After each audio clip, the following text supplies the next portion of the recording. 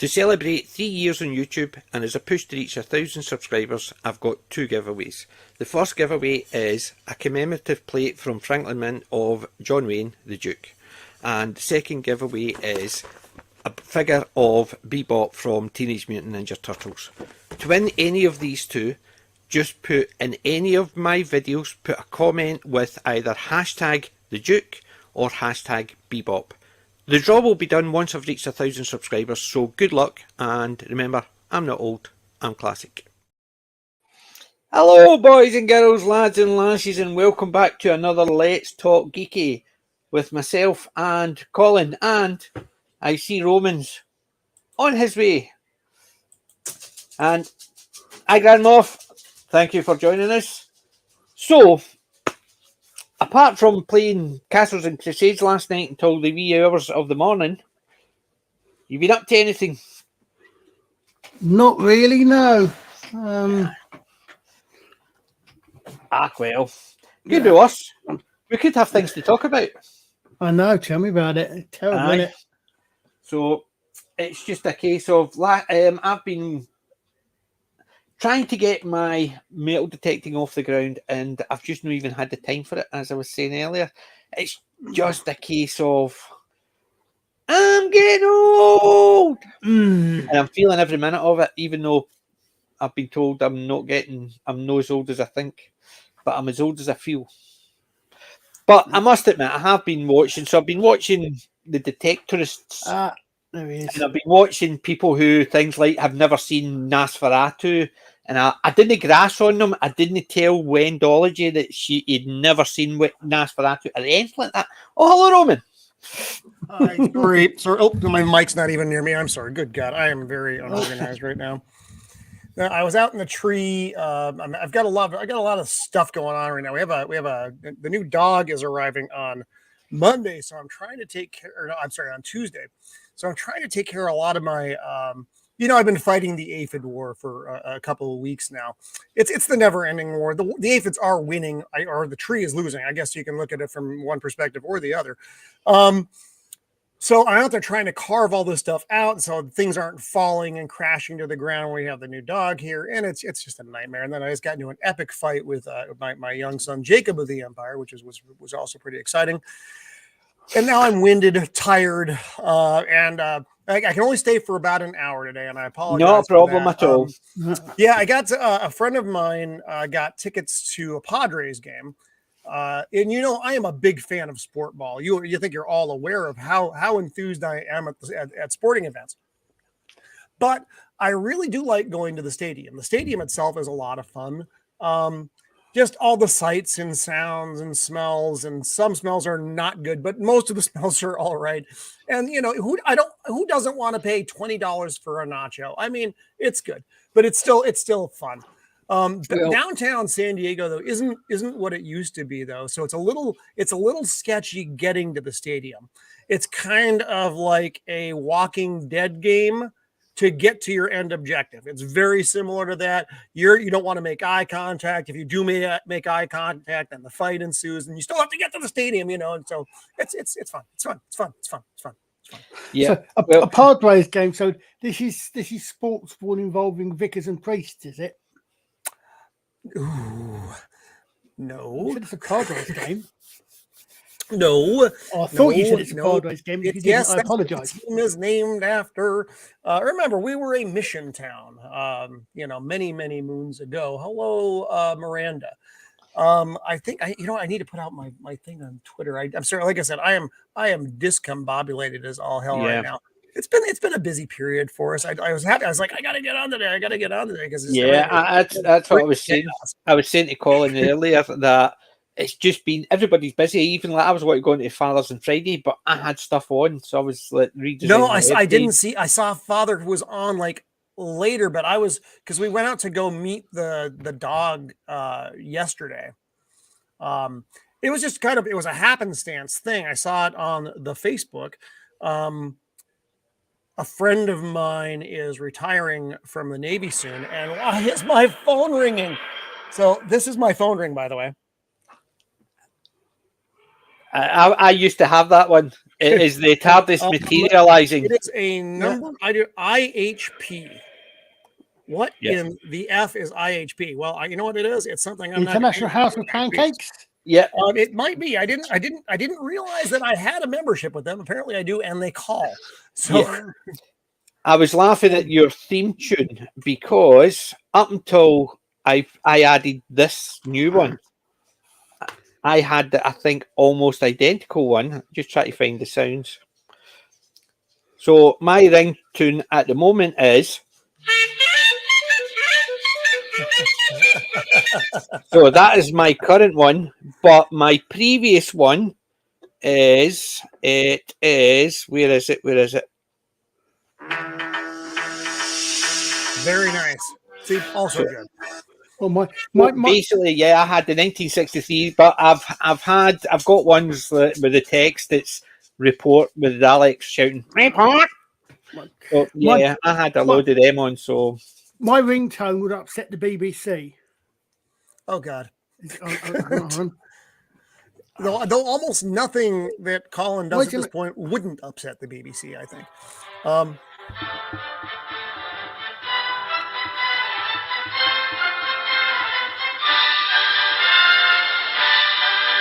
I don't know that one. That to me is Monty Python. No. I knew that would get him. No. It sounds like something from the famous Five. It's extremely infamous, according to the BBC. That's a real broad-based thing at this point. Dam Busters March. The Dam Busters. Yes. It did not sound. I mind you, it's been a while.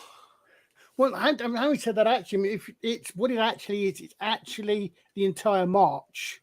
So it starts from the beginning, and of course, well, some people knew that. Some people knew that. Some people know better than we do. I did not know. And call it Alec. I already knew. So yeah. I'm almost tempted if I could actually work out how to do it to get a Morse thing and actually have my ringtone as that Morse signal.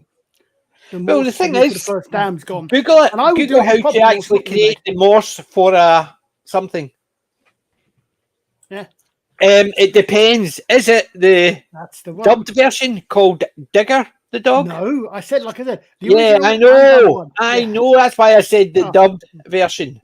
Digger the dog. Yeah. Yes. I'm a signaller. Well, I used to be a signaller. I used to do Morse code. Yes, trust me on this. But as I'm saying, if you Google it, you should be able to find a website that you put a word in and it will give you the Morse code for it. Oh, that's kind of cool. I mean, Morse and then record it. And then record it. So you should be able to do that. And with that big high-tech computer you've got in front of you. With the steam and the brass fittings. Yeah. A steampunk one. Windows 7 with 2 pipes. A bow hanging out of it. Sounds perfectly legit, and what Colin probably has. Those dimming tubes in the background, like freaking Frankenstein. Yeah. We'll just start calling him Mary. I am making fun of you. I shouldn't do that. I know your technology from your time period is as good as it can be. Absolutely right. Look, I don't know who you are. You come from part of the world that I don't know even exists, and is it going to be discovered for another 200 years? I know. I'm sorry. Although actually, no, technically it might have been discovered 300 years ago. The Vikings just never told anybody. That's true. And they only discovered Canada, so.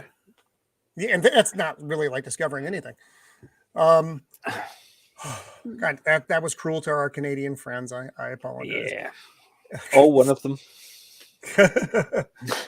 I'm trying to think of anything interesting that I've been. He's the one that's getting a new dog, no me. It's true. No. What I haven't really been watching. We've been so busy. We've been watching Seinfeld, so we finally finished Seinfeld. We got through all 9 seasons again. And like I said, this was the first rewatch we've done since we saw it originally back, in the late 90s. And that show holds up really well. I enjoyed it all over again. It was even the ending was quite satisfying. And then we started watching. It's a series on HBO. It's based on a true story. It's either Life and Death or Love and Death. I'll have to make sure. I don't really remember which. It's a true story about a woman who has an affair with a fellow church member, and then ends up killing his wife with an axe. Elizabeth Olsen is in it. Is that the one with James Nesbitt in it? I don't know who James Nesbitt is. It doesn't mean it's not him though. Is it set? Where is it set?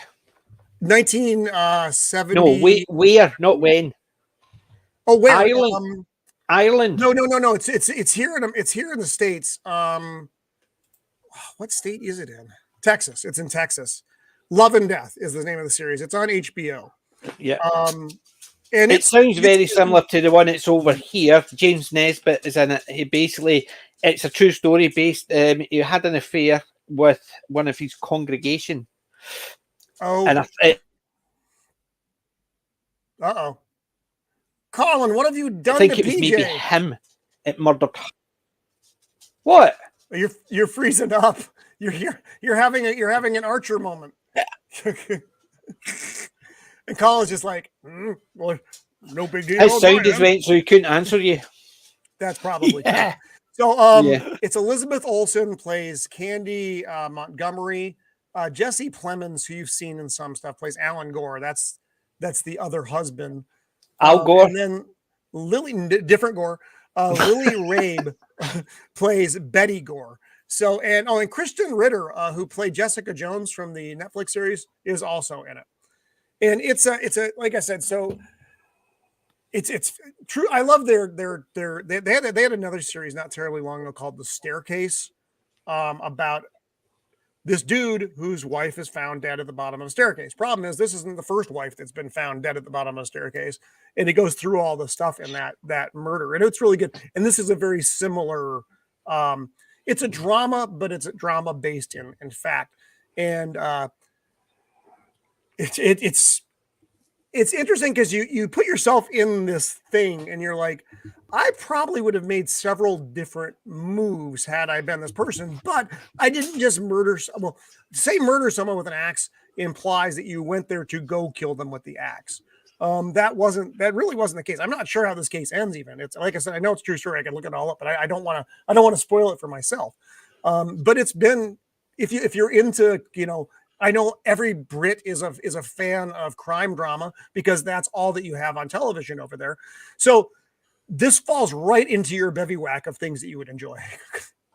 It sounds like something my wife would watch. She watches a lot of those ones, and she's watching a lot of true crime ones as well from all over from the States and in the UK. So well, they're fun if it doesn't happen to you, because the guy from The Staircase, he's actually he got out of prison eventually. And he's just out there now. You can find the dude on Instagram. Yeah, and it's the same idea. There was the guy who his wife died in a car accident, and then he emigrated to Australia, and his wife died in a car accident. And then when he came back, his wife almost died in a car accident. Oh my God! That's when they started tying things up and realized that he'd done two. And he nearly did three. Good. I guess if you have an MO that works, you just keep plugging away at it, right? Oh my God! I suppose at one time, without the amount of communications and technology, people would have done something and moved on. You're everywhere. So when I came out to the studio today, the big fella there had fallen back through the thing. The backing pushed off because he's so heavy. He's that heavy, he probably took the whole shelf with him. Oh, and I came out, I'm like, no, because nothing is easy with this freaking monstrosity behind me. So I still have to do it's like on there now, but it's not like on there. So I have to when I have some precious moment of my life to get back in there and try to unscrew that as well. Well, you need to get the wee double-sided tape bits, put them on all the feet, and so they can't fit. He stands, generally speaking, well. I mean, you got the guy, but like I said, the problem out here is largely temperature fluctuations. So if it starts warming up, they start going, "Ooh, wow, what's that?" And then They start doing a William Shatner. yeah, exactly. Dun, dun, dun, dun, dun, dun. And then boom, boom, boom, boom, boom, and then Roman's sad. Oh, Yeah. so what have you guys been doing? Well, I've actually, as I said, I've been feeling my age over the last week. My birthday a wee while ago, so basically I'm starting to feel it, and I've been knackered. I've been working when I come home, doing bits and pieces, but I've literally not caught up in anything. I'm still playing catch up. I'm sorry. I feel you on that though. I'm a man who understands it, but nope, it's gone. Damn it, PJ, it was there. It was there. It was really important, and then like the wind, it's oh, gone. and I saw on the Fathers, Gary has asked Ian, Mega Geek, to organise a venue. Ooh, so it sounds please like look at it's Ian. actually going to be in London. Oh, that is so cool. So I mean, London is not cool. The fact he's going through Ian is cool, but I know you were having trepidations about London. I can't go to London. It just means that if I'm going down, I'm going to have to go down by train or bus or something, because I'm not flying into London and I'm not driving down to London. So I can't go to London. I don't have a passport. Is it outside of your 15-minute zone, Colin? Probably. It's probably right across the board. It's certainly outside my 15-minute zone. I was going to say, it's outside England, that's for sure. Well, I felt bad because Ian actually asked me to be on today as well, and he sent me the list of stuff, and I have been so not. I mean, you're like you said, I've been so kind of out of things this last week. I haven't had my fingers in any of the stuff. So he sent me the list. I'm like, oh man, I'm sorry. I don't know any of these topics right now. Guardians of the Galaxy's on there, Netflix stuff. There's a bunch of stuff I just didn't know.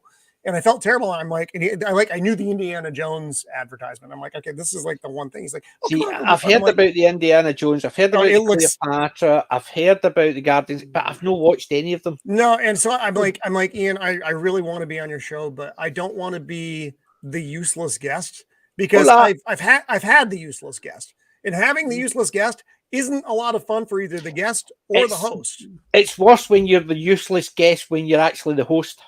Believe me. I saw apparently the one thing I did notice, apparently the Indiana Jones has now actually crawled to up to 52% on IMDb. Oh, has it really? IMDb, Rotten Tomatoes, and that's the critic score. I was going to say, is that critics or is that the people? That's only critics is out right now, because they're the only ones that have. Well, it could have been worse. It could have got a really bad review at Cannes. It could have got 1%. There is no way in hell I am seeing this movie. Nah. Well, I wouldn't have seen it anyway. Basically, I must admit, after the fourth one. What is it? Peter is asking the question, when is it coming out? It is coming out June 30th, 2023. Holy crap, we have a full panel. Yay! Alec just beamed in like freaking Mr. Spock, and Julie snuck in like the cat that she is. Well played, friends. It's the new laptops. That's what it is. It's the new laptop. She just phased in. Just got the new laptop. It actually works. I don't have to wait 20 minutes for the old computer to boot up. It's wonderful. Oh, that's nice. At the risk of using a poker analogy, it's a full house. Literally Brits over Yanks. So Julie, you won't be one of these from now on. Special tool. That's what Colin's got every time his sound goes. Yeah. And Alex, you and I have to talk to each other before shows. We have to fashion coordinate. We both can't be doing this. People are going to talk. What? Well, I'm saying nothing. They clearly have the same designer. Last week you were in my room. This week you're wearing his. Actually put his body on. I'm in his wardrobe. So basically, what you're saying is you've either deep faked Alex or Alex is deep faked you. I don't know which. I don't know who's the clone. It's probably me. Roman, change your name for a minute. Wait, what? Change your name to Batman for a minute. See if this will work. Oh my god! Actually, I don't even know how to do that. You click your three dots, edit avatar. See, this is why Roman isn't fun, because Roman gets confused. Oh, there it is. I can do this too. Okay. There we go. And also, Thankfully, I didn't wear my Batman t-shirt. However, And PJs. if you're going to do that, of course, you have to say also Batman in the voice of John Hurt. Batman. In the voice of John Hurt. Yes. because I'm no, I can't do it. Can't really do it. Why John Hurt? I don't understand the reference. Because you've always not the 50th anniversary of Doctor Who. They're coming in, and it comes up. The Doctor here, Matt Smith comes up. There's the Doctor to Gallifrey. Oh, actually, I do get the reference now. Yeah, and then John Hurt comes in. John Hurt says, "Also the Doctor."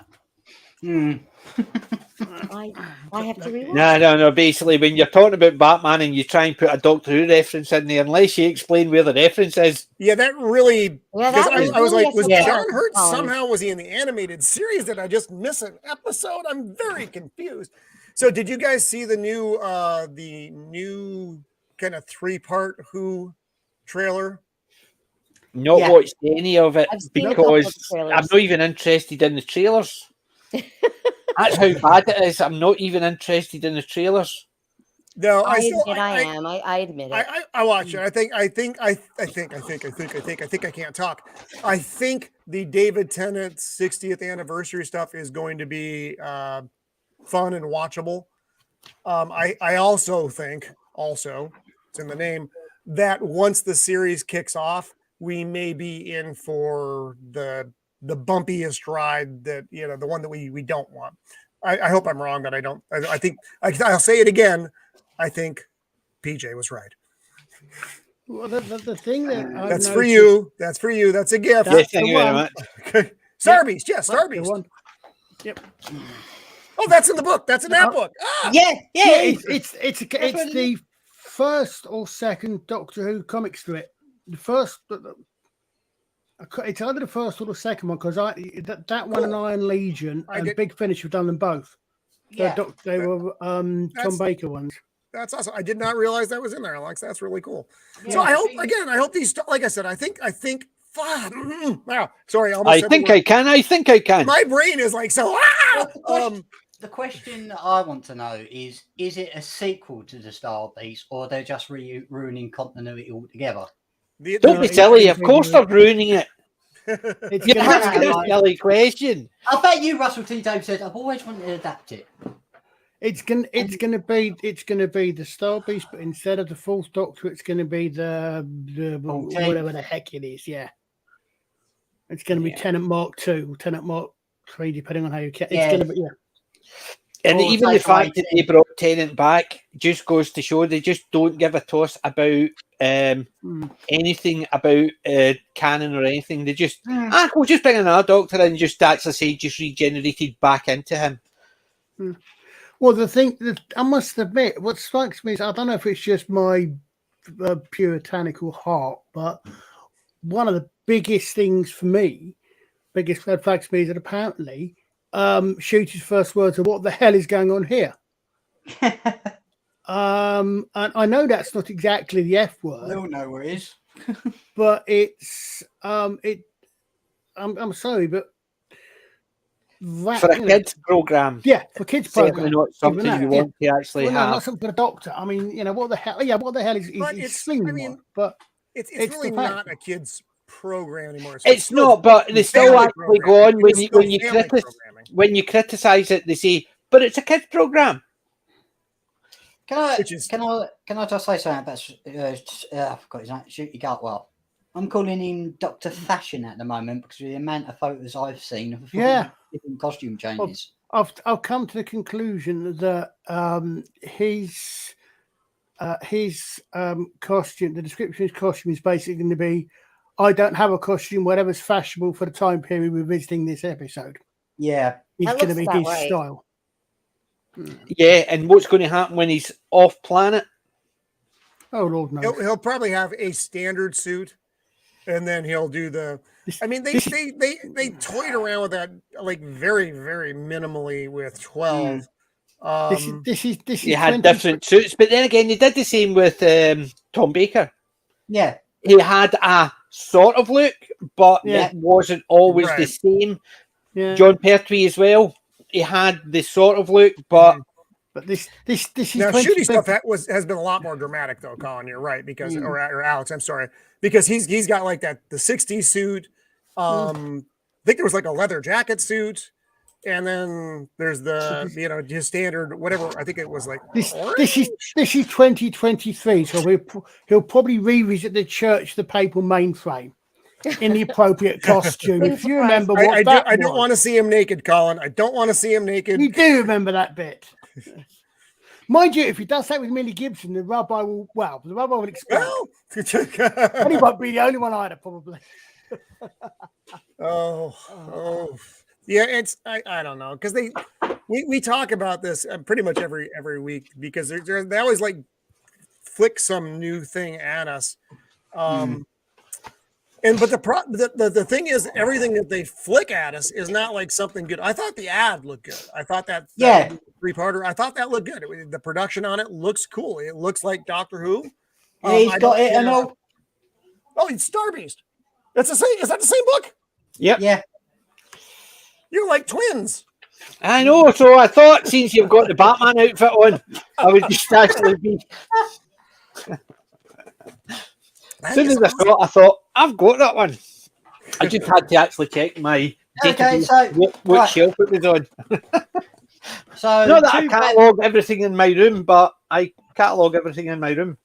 Right, so 2 Batman shirts, 2 Doctor Who books. I think I raised a copy. If we get one more Batman shirt or one more comic book, I think we actually win a prize. I'll raise you a copy of Blu-ray of UFO. I've not got the Blu-ray, but I've got the box set down there. DVD. Does that count? No. It's a Well. Blu-ray only. See, I just stick with whatever I get out of charity shops. And today, for my pick of the week, there is no DVDs. Wow. Oh my. No, I basically, as I've said to Colin, yesterday I was up from about 5 o'clock-ish in the morning, and I didn't get in my bed until 2 o'clock this morning because we were playing Castles and Crusades. Oh, well, So I was shattered yesterday, and then I didn't get out of my bed until about 11:30, and I was that mad. I was meant to be going metal detecting. I was that exhausted, I couldn't. I ended up going back to my bed for a couple of hours. Wow. So I've literally slept most of the day, so I've not been out. So good for you. And tomorrow I want to go out metal detecting, surprise, surprise, to try and get some exercise to stop being tired. The 2 things I've got, or the 1, 2, 3, 4 things I've got, 3 of them were birthday presents. So I missed your birthday. I don't tell anybody when my birthday is. I just always tell it after the fact. You're like Sheldon Christmas Cooper. Day. Yes, I don't tell anybody when my birthday is. I always say after the fact. Roman, he was born on Christmas Day. Jesus Christ. I mean, Jesus. I prefer the baby Jesus, not the full-grown man Jesus. It doesn't matter. That's a movie reference. It's mildly funny. It's not great. I hope so, because otherwise that sounds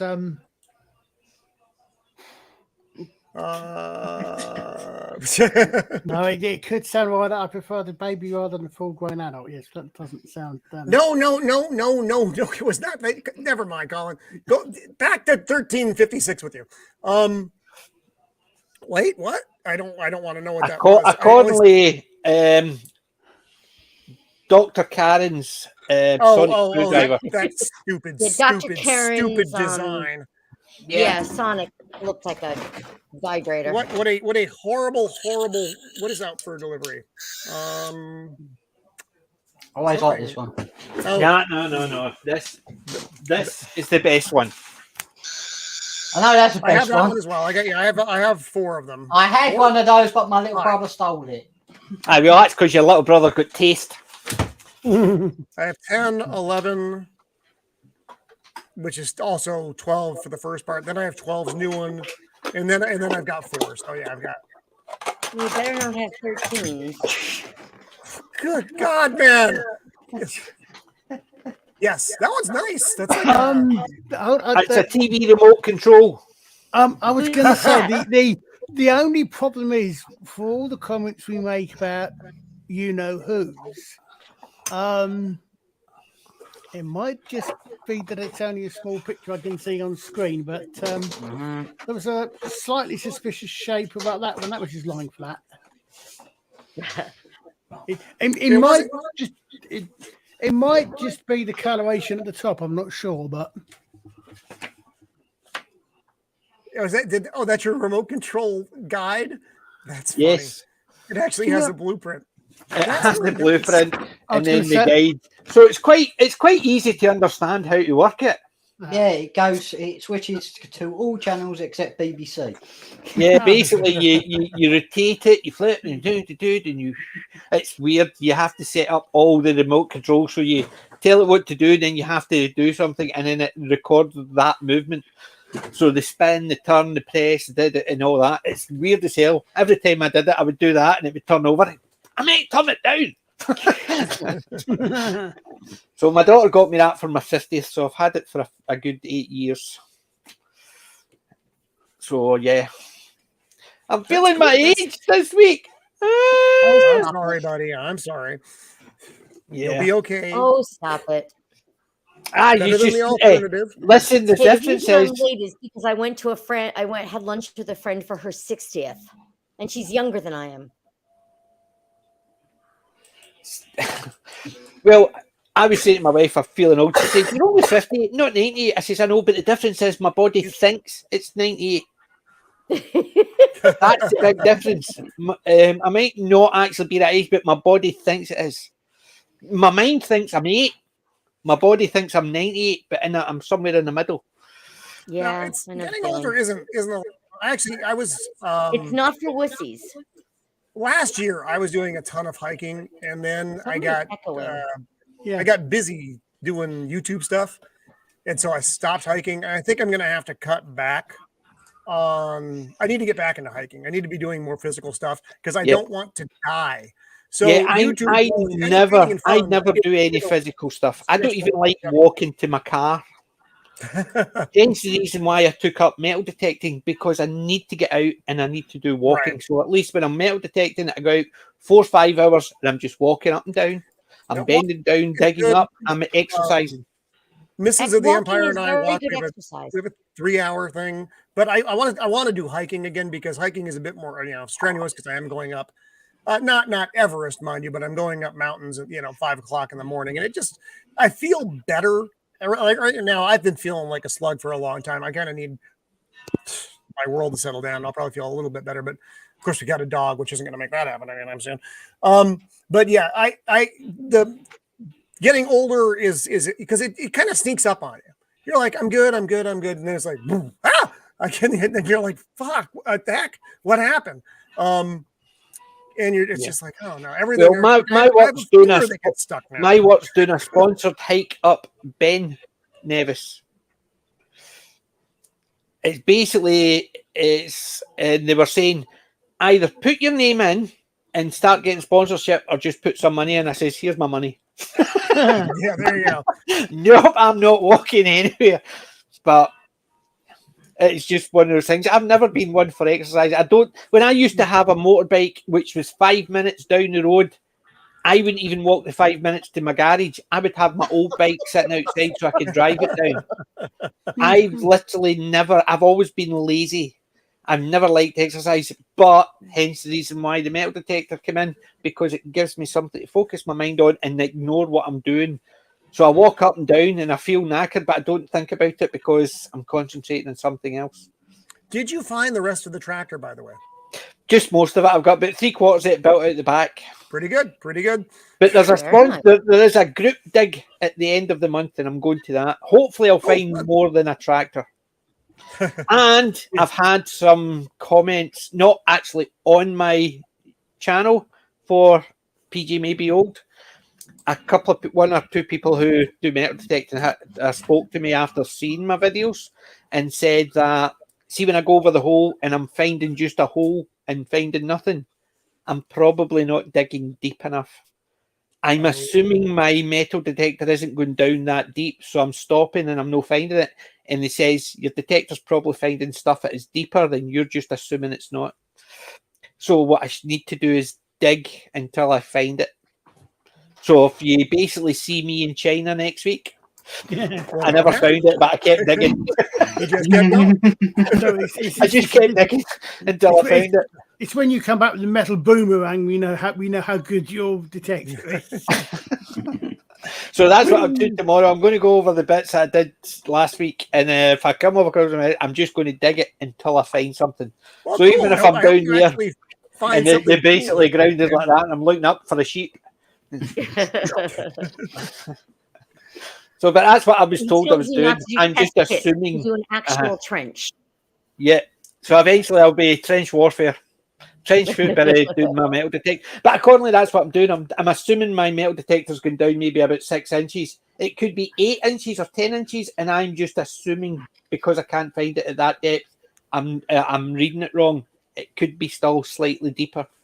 Because the thing is, different weather affects the ground different ways. Yeah, that's true. So if it's dry, the mineralization in it maybe only get about 6 or 8 inches.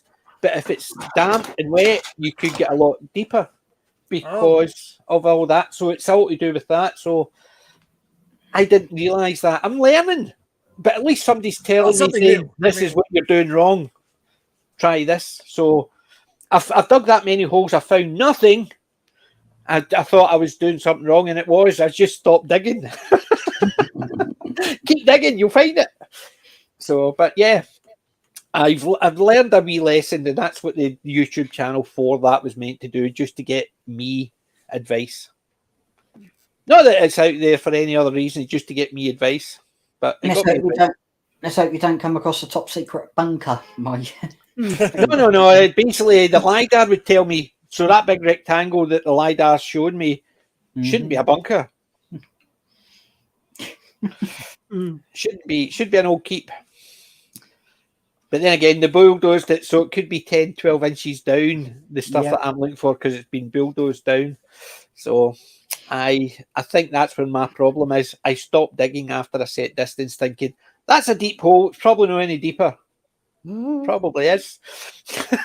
Well, PJ, do you remember there was an early Time Team episode where they came to Jamestown in the U.S. and they said, in the U.S. you don't have to dig as deep because there's not as much there.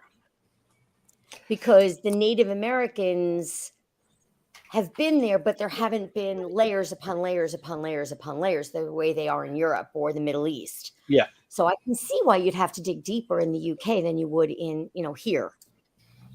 Yeah, it's one of those things, because I was watching one about the hoard. It was found, not the Saxon hoard, there was a hoard of Roman coins, and there was 2 in the same field. They reckon it was maybe a ceremonial site, and it was buried because it's a religious site. So one of them was 24 inches deep. Wow. And one was 18 inches deep. But because they were big tubs, they just dug a big hole, put it in, and then over the years, the plows maybe clipped the top of it because it's turned it over and turned it over and turned it over to the point it's clipped bits. And then it's turned it over again and just refilled it back in and stuff like that. So that's where you get those things. So yeah, it can be deep. I'm just assuming it's not, and that's where my problem is. I'm assuming I'm actually trying to look through the hair, and I realise some of us have got hair, some of us haven't. It's the same with dirt when I'm digging. I'm assuming it's I've lost it. It's something else. So, it's basically I'm a kid at it, so I'm okay with that. But there's the first group digger. I'm going to that, so that should be fun because there'll be people there who know what they're doing, and I can talk to them and get advice from them. PJ, is this going to be at a specific, is it going to be a site that is historic, or is this just is it well, I mean, it's England or Scotland, so I think everything there is historic. Yeah, but it's basically they've managed to get a number of fields at a farm, and it's never been detected on. Okay. So they don't know what they're going to find. So they do. So it's the one I've got. One of the ones I've got is historic because there was an old keep on it. The other one isn't, but it's got a public path that's been there for at least 160 years. Oh, So nice. you could find anything, but I've managed to find a spoon. So I found something. Really weird. All right. I found a spoon when I was walking with Mrs. of the Empire this morning. There you go. History. I didn't take the spoon because it was sticking. So we go on our morning walk. We live in a normal Yeah, neighborhood. someone else's breakfast box. And there was on the side of the road, there was a can of chili with a spoon, a metal spoon sticking out of it. I'm like, what happened here? What Yeah. great tragedy has occurred? It's a bit of a slight difference, yes. My stuff here, if I can find it, I basically keep it all here. That's it. I found a spoon bowl, not a spoon bowl. Oh, The right old one. See, that's They way don't more know if clever. they don't know if it's a pewter one or if it's just the old lead, but it is solid, and that is basically. I wouldn't say the most interesting. It's the most recognisable thing I found. The most interesting thing I found was a lead.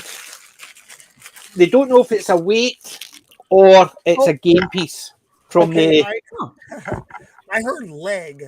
And lead. See, LED. Lead. difference. It's I like, found a leg. Yes, doing it's that for your basically CSI? and here it's here. But it's basically a lead. It was a circular lead domed part, and they reckon it's post-medieval, so it's anything from the 1500s onwards. But they don't know if it's a weight or it's a game piece. Mm-hmm. So, and that's it. That's the most interesting thing I found, and it was one of the first things I found. It wasn't tractor, so it's my lucky charm. It's Also with good. me at all points. So I take it out anytime I'm going out because it's my lucky charm. I've had it identified, and they don't know what it is. They just assume based on what it looks like. Just gotta ride that. That's all right. Yeah. So I'm getting there. But that's what I'm aiming for. I'm aiming to get out there and actually just have fun. And no, Peter, it's not a lead leg. It's the Scottish accent and that, no, big man, not I mean. I'm not quite sure what it is, but at least it's a lead. I laid the lead and it laid the leg. Lead will lead you to something. Yep. I was led to the lead leg. See, we've done one of these. We've done one of these. Yeah. We were okay, and then boom. Just off. So, what else? What have you been doing? I know I saw your thing, and I had to grass you up and say you hadn't been you've never seen Nosferatu. Sorry, I had to grass you up. Sorry, but what have you been watching this week? You must have been watching something. No, not really. I've been reading mostly. Reading is good. Reading's good. It's basically doing something. It's like So it's like watching something except very slowly. It's like watching something except your brain is doing all the work rather than only part of the work. Good part. Good point. Because if you're watching something, Mm-hmm. all the visual bits have been done for you. If you're reading something, your brain is interpreting everything. Oh, Yeah. oh, we watched an older movie. Not like an old movie, but like a 1980s movie, which is depending on your age, it's old. It was Heartbreak Ridge with Clint Eastwood as Gunny Highway. I hadn't seen that film in years, and by golly, that was an awful lot of fun. It wasn't. Yeah, man, that was great. He just kept effing with that major because the major was a real prick. And the general, the bit when he actually grabs it, when the guy's going, my gun's jammed, sorry. Yeah. It's just to see him go. And he's just a case of he's going running around the things like that. I thought that was just the whole idea that it's as far as military perspective goes, it's wildly inaccurate, but it's a lot of fun to watch anyway. And I'd kind of forgotten about that movie. It's just been such a long time. It's just not one of the ones that I keep in my mental, Rolodex of movies that I'm going to watch again. And then for whatever reason, my son, before we got into the big fight, decided he wanted to watch it, and we watched it. It was like, oh my gosh, that's a hoot. Because some of the stuff they do is of the military of that era. Some of the stuff just is you could never have gotten away with as a military member. It still doesn't work. But again, even all that aside, it's still a very fun movie to watch.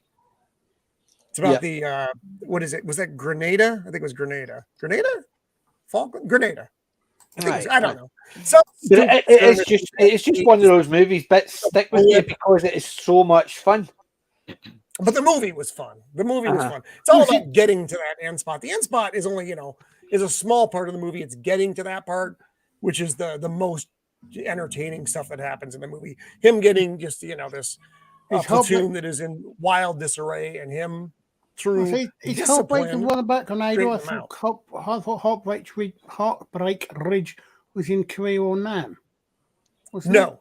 Now he was of the Korea and Nam era. Yeah, he was in. Because he gets assigned to the unit that are playing pool and they're basically. I was literally thinking of that earlier on this evening because of Alex and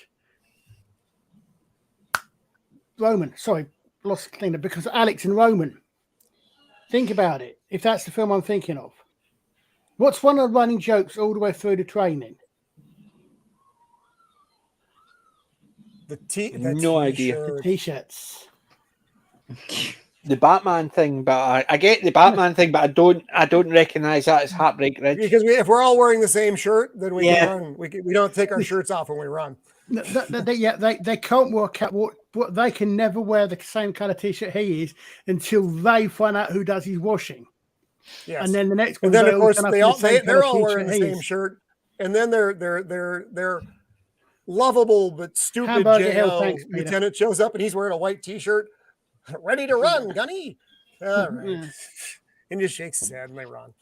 They actually did a nice job with the JO representation in that, because he figured out real quick that he actually had no idea what he was doing. The major thought he knew what he was doing and continued to think he knew what he was doing, even though he didn't know what he was doing, because he was actually from like supply corps. And for some reason that doesn't make any sense to an actual military mind, they decided to transfer him over to recon, which is an active combat thing. That doesn't, again, those worlds are not going to jibe like that, because when you come in, you go in under a certain specialty and you stay there, because that's the way things are, unless something weird happens. But anyway, I digress. It's a fun freaking movie. If you haven't seen it, go. It's basically, as I've found when I've been watching a lot of these, how realistic is this? And 99% of the stuff people turn around and say it was entertaining, but it's just Hollywood. Yeah, because that would never happen because of this, and this. Yeah, but it's just for Hollywood because they wanted to have that argument or that fight or that attitude. Maverick is a completely unrealistic film. Even if you take even the combat stuff out, it's a completely unrealistic film. Just for many reasons. But I throw the butt with the giant freaking apostrophe on there. It's a fun movie. It's entertaining to watch, and quite honestly, entertaining gets you past a lot of the silliness of the unrealistic stuff. Yeah. That's how I want to be entertained. If it's unrealistic and it's poorly written, then I'm going to hammer it for good reason. Yeah, but entertaining. You look at a lot of these guys, like they were talking to the ones I was watching. I was watching the one about the bomb disposal. I was watching one about spears. I was watching one about tanks. I was watching it, and it was all different ones. And a lot of them were saying, "This is a really good movie." But that bit, I would give it a 2 out of 10. Yeah. Basically, they enjoyed the movie, but if they're reviewing it, the movie's great. But if they're asking them about realism, oh well, it's really bad. But that doesn't stop a movie being entertaining, and that's the thing. So they realise that it's only for entertainment. It's not meant to show you how it really is. It's when they push some. Sorry, push isn't the right word. Is when something seems to be being presented as this is what happened, and as historical and factual, rather than, as you say, a good film. I mean, it's like Braveheart. Most Scotsmen know that that's not exactly how things happen. Can't avoid that. And William Wallace wasn't a commoner. William Wallace wasn't Australian. And the one who he married, she was 9 when he died. So and it didn't happen at the time they were saying, and the things happened. Most people are aware of that in Scotland. They're aware of the history of it. But a lot of people still enjoyed the film, even though the accent was bad, the acting was bad. It was an entertaining movie if you just look at it for entertainment. It's the ones that turn out to, but this is this, and that. You say, well, of course it is. It's like watching The Patriot. Yes. Yeah. It's exactly. The Patriot is it's exactly the same, but it's kind of exactly the same. And it's because basically, to me, Mel Gibson didn't like the English, so The Patriot was against the English, the Scottish were against the But it's that type of thing, and to me, it was a case of they don't even, they're not trying to tell you this is historical. They're saying it's based on historical characters, but apart from that, they do so many blatant things that you know it's not about a historical thing. So, like for instance, the very first line of Braveheart, they tell you the year, which is completely wrong. Yeah. They're not even hiding the fact it is nothing to do with history by basically coming out and blatantly telling you at the incorrect information at the beginning. And if people get annoyed that the history's wrong, it's an entertaining. It's not meant to be historical. It's just based on they've used that as the story. And that's what I think. See, if I'm looking at something and they're saying, because I'm saying to my wife quite a lot, she watches a lot of these biopics and stuff like that, and I say they're based on a true story, they're based on a true character, but they're given a poetic license. You look at the one about Freddie Mercury, Queen. Oh yeah. They've taken all those things out of order. Yeah. To put them in a more entertaining lineup. Otherwise, Laurel and Hardy, the Stan and Ollie movie. It is an entertaining movie, but it's back to front. Well, you look at because when they first came to Ireland, see at the end when they see all the crowds and all that when they come off the boat, that's what happened when they came. As soon as they landed, that's the type of crowds they were getting. Laurel and Hardy was still a big name, so it wasn't a case of they were coming over; they were mostly forgotten, and gradually people remembered them. They came over and they landed, and the whole town was out waiting for them. What they have to do also is you watch. But it's entertainment. I mean, I watched, I think, the first 4 or 5 seasons of Vikings. Yes. Partly because someone was reviewing it, but the thing is, I like the show. The show, but the biggest thing was that most of the things they had about 300 years worth of events happen in one lifetime. They had stuff like they had everything. They had everything from Lindisfarne to the conquest of Paris, and there was about 100 years between the two. Plus, it was at least one generation later. Yeah, that is some of the things they did events. But you're right. But the spacing is all buggered up because they wanted to keep them, the one primary semi-historical character, but he wasn't in all of these things. And the role of, I think, Lagatha, it was still an entertaining show until they brought it back. Once they brought it back, as I forget what they called it, Vikings Valhalla. Yes. And everybody thought that was garbage. I actually caught yesterday afternoon. I actually caught one of those same sort of ones that PJ was talking about. I think it's a couple of months old now. A lady historian, medieval historian, Viking historian, discussing Viking things, and she was talking largely about Vikings and Valhalla. And I I did notice that the one thing that she completely and utterly glossed over in Vikings Valhalla was a certain Jarl who was black and female in the show. And this Viking expert didn't blink an eyelid when she appears on screen. Wow. But The problem is when people are going through these, they basically they don't find well if they do comment on it, they're going to get harassed. So you can understand why somebody's going through it and they just ignore certain parts, because if they mention it, they'll get harassed about it, and they know it's no point. Just ignore it. Don't even mention it and just let it pass. As long as you don't mention it, nobody can criticize them for it. They will, but they shouldn't be able to, because you've no mentioned it at all. You've just skipped over that part. So I can understand where some people just don't want to get involved. I can. So, and she mentioned and she pointed out, that there were various things that happened, and a lot of it is from the sagas which were written 200-300 years later and this sort of thing. But then again, because one of the best channels on YouTube for that is Nick Hodges History Buffs, and he doesn't do anything near enough. Nick Hodges' History Buffs is fantastic. It is.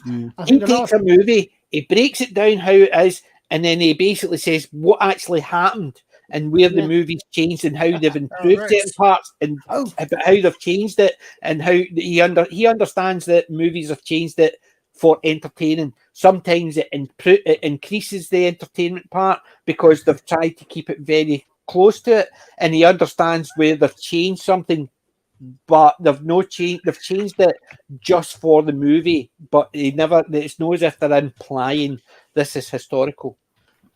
So the History Buffs is good. I like the History Buff. I've seen all the stuff on that. Yeah. But it's the same idea. I was watching the guy it was all about spears. Is this realistic? And he's watching the Black Panther. And but the thing is, he was just talking about the spear fighting in it. And he was very critical because the 3 or 4 women who were attacking the Black Panther with their spears, he says, they're using them like quarterstaffs. They've got a big pointy end. Stop trying to hit people over the head with it. Stab. And he's basically he's very critical because it's the spears part he's talking about. Doesn't care about anything else. Which, to me, if somebody's actually talking about, like if they're talking about the weapons, then whoever's brandishing the weapon, how inaccurate it is, makes no real difference, because it's the weapons he's talking about. Indeed. That's what they should do. And that's at it's accurate criticism of a thing. You're not criticizing a person. No, you're criticizing the people who have done the battle scenes of it, which is the way to do it. And not get freaking hacked to death by the mob. It's the same as the battle scene with the red guard against Ray and Thingy.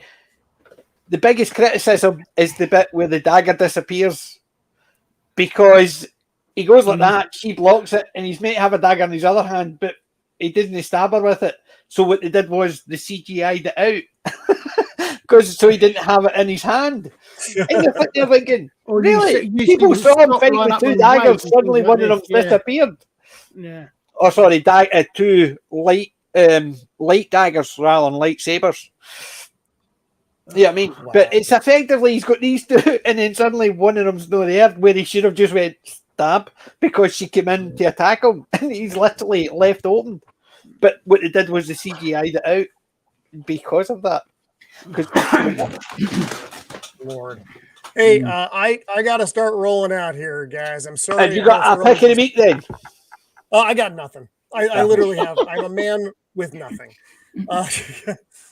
So normal show coming. Well, there's going to be a show this Thursday. I don't know how normal it's going to be because I don't know. I know what I want to do this Thursday. I want to talk about the thing this Thursday is what I want to do. I've wanted to talk about the thing for 2 weeks now, but I haven't gotten there. So I've just been doing the standard pop culture, newsy type stuff, which is fun. But I really want to talk, more deep dive stuff again. I just haven't had the time for prep, which is, when you're doing a long show, you need to do prep. Otherwise, you look like an idiot. So we'll see how it goes. I'm hoping to get kind of back on schedule, but a lot of things are going to depend on what the puppy wants, and when my patio is finally finished, and all the other 9,000 things going on around the empire. It's just a busy time, but thanks for letting me on for a little bit today. I do appreciate it. It's like I said, I want to be here. But just life. No problem. Thank you for joining us, and remember, get a wee shelf about that height and just sit the dog on it. You'll get a lot more viewers. That's what I do with my two. People like dogs. People like dogs. So everyone will get to meet him on Tuesday. I'll be dropping, I'm sure, like 9 billion pictures on Twitter and Facebook and such. And remember, when you're naming him, PJ's a great name. Actually, that's better. We were going to name him. So I'm going to take a minute to talk about this because we screwed up the name. We were going to name him Boromir and call him Bo. The problem is Bo sounds an awful lot like no. And when you're trying to discipline the dog, I don't want him getting confused between his name and a command. So now we're kind of back to the drawing board on dog names again. And we're like, oh no. And we're just throwing everything at the wall. We've got big. You could call him. I was going to say, you could call him Robin. No. No. I've read somewhere that dogs respond well to 2-syllable names. So we also have been thinking about it's gonna sound goofy, but go with it. Gordon Lightfoot and calling him Gordo. He's a Canadian dog. He's not Canadian. He himself is not Canadian. He just comes from down in Imperial Beach. But it could be the world. But then again, if it gets really bad, it's definitely going to be the world according to Gordo. It may be. So if anybody has good names out there, please shoot them out to me over on Twitter. You can Gordo was one of the guys, one of the astronauts in Gordo Stevens, wasn't he? That's what my son was saying. Because my wife and I were talking, Gordon Lightfoot, and my son, but call him Gordo, and my son's like, oh, Gordo Stevens from All Mankind. I'm like, if this actually works, I don't care. If we find a name we can call the dog, I'll be happy. But right now he's either going to be Dog, Mr. Dog, hey buddy, and I don't. Do you know? You have to get your wife to call him Mr. Sparkles. So when you're out with him, you have to shout, Mr. Sparkles, Mr. Sparkles. And on that note, all right, guys, I'm gonna go. You start you go, no, Bo, and he'll start thinking you're talking Jadoon. Yeah. Maybe no Joe Bo no. Anyway, all right, guys. Well, send my love to Mr. Sparkles. Yeah, take care, Bruce. I'm in so much trouble. Bye, guys. Bye. Yes, I wouldn't do things like that. That's terrible. Right, what we'll do, since I mentioned it, let us see what Pick of the week. So, has anybody anything except computers that is the pick of the week? I just have a new computer, a new phone, a new watch, and a new iPad. So basically nothing. Everything died at once. So what you're saying is not a lot. Not a lot. A lot of money, unfortunately. I know. Tell us about it. I know that feeling. Me paying for this for a while. Oh well. So at least they're all running. That's the main thing. Yes, everything's running. I do not have to wait to start booting my computer up a good half hour before showtime. It's a Mac. It knows you want to boot it up, and as you go walk over towards it, it goes, "Got it. Don't worry. I'm already started." Well, it's funny because on the old machine, I couldn't stream with you all and answer a Discord message at the same time.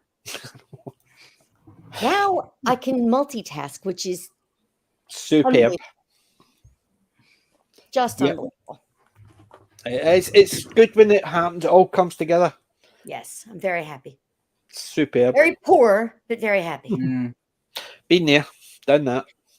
What about you, Alec, Colin? No, You are allowed to bring an old book out as a pick of the week. You know what I mean?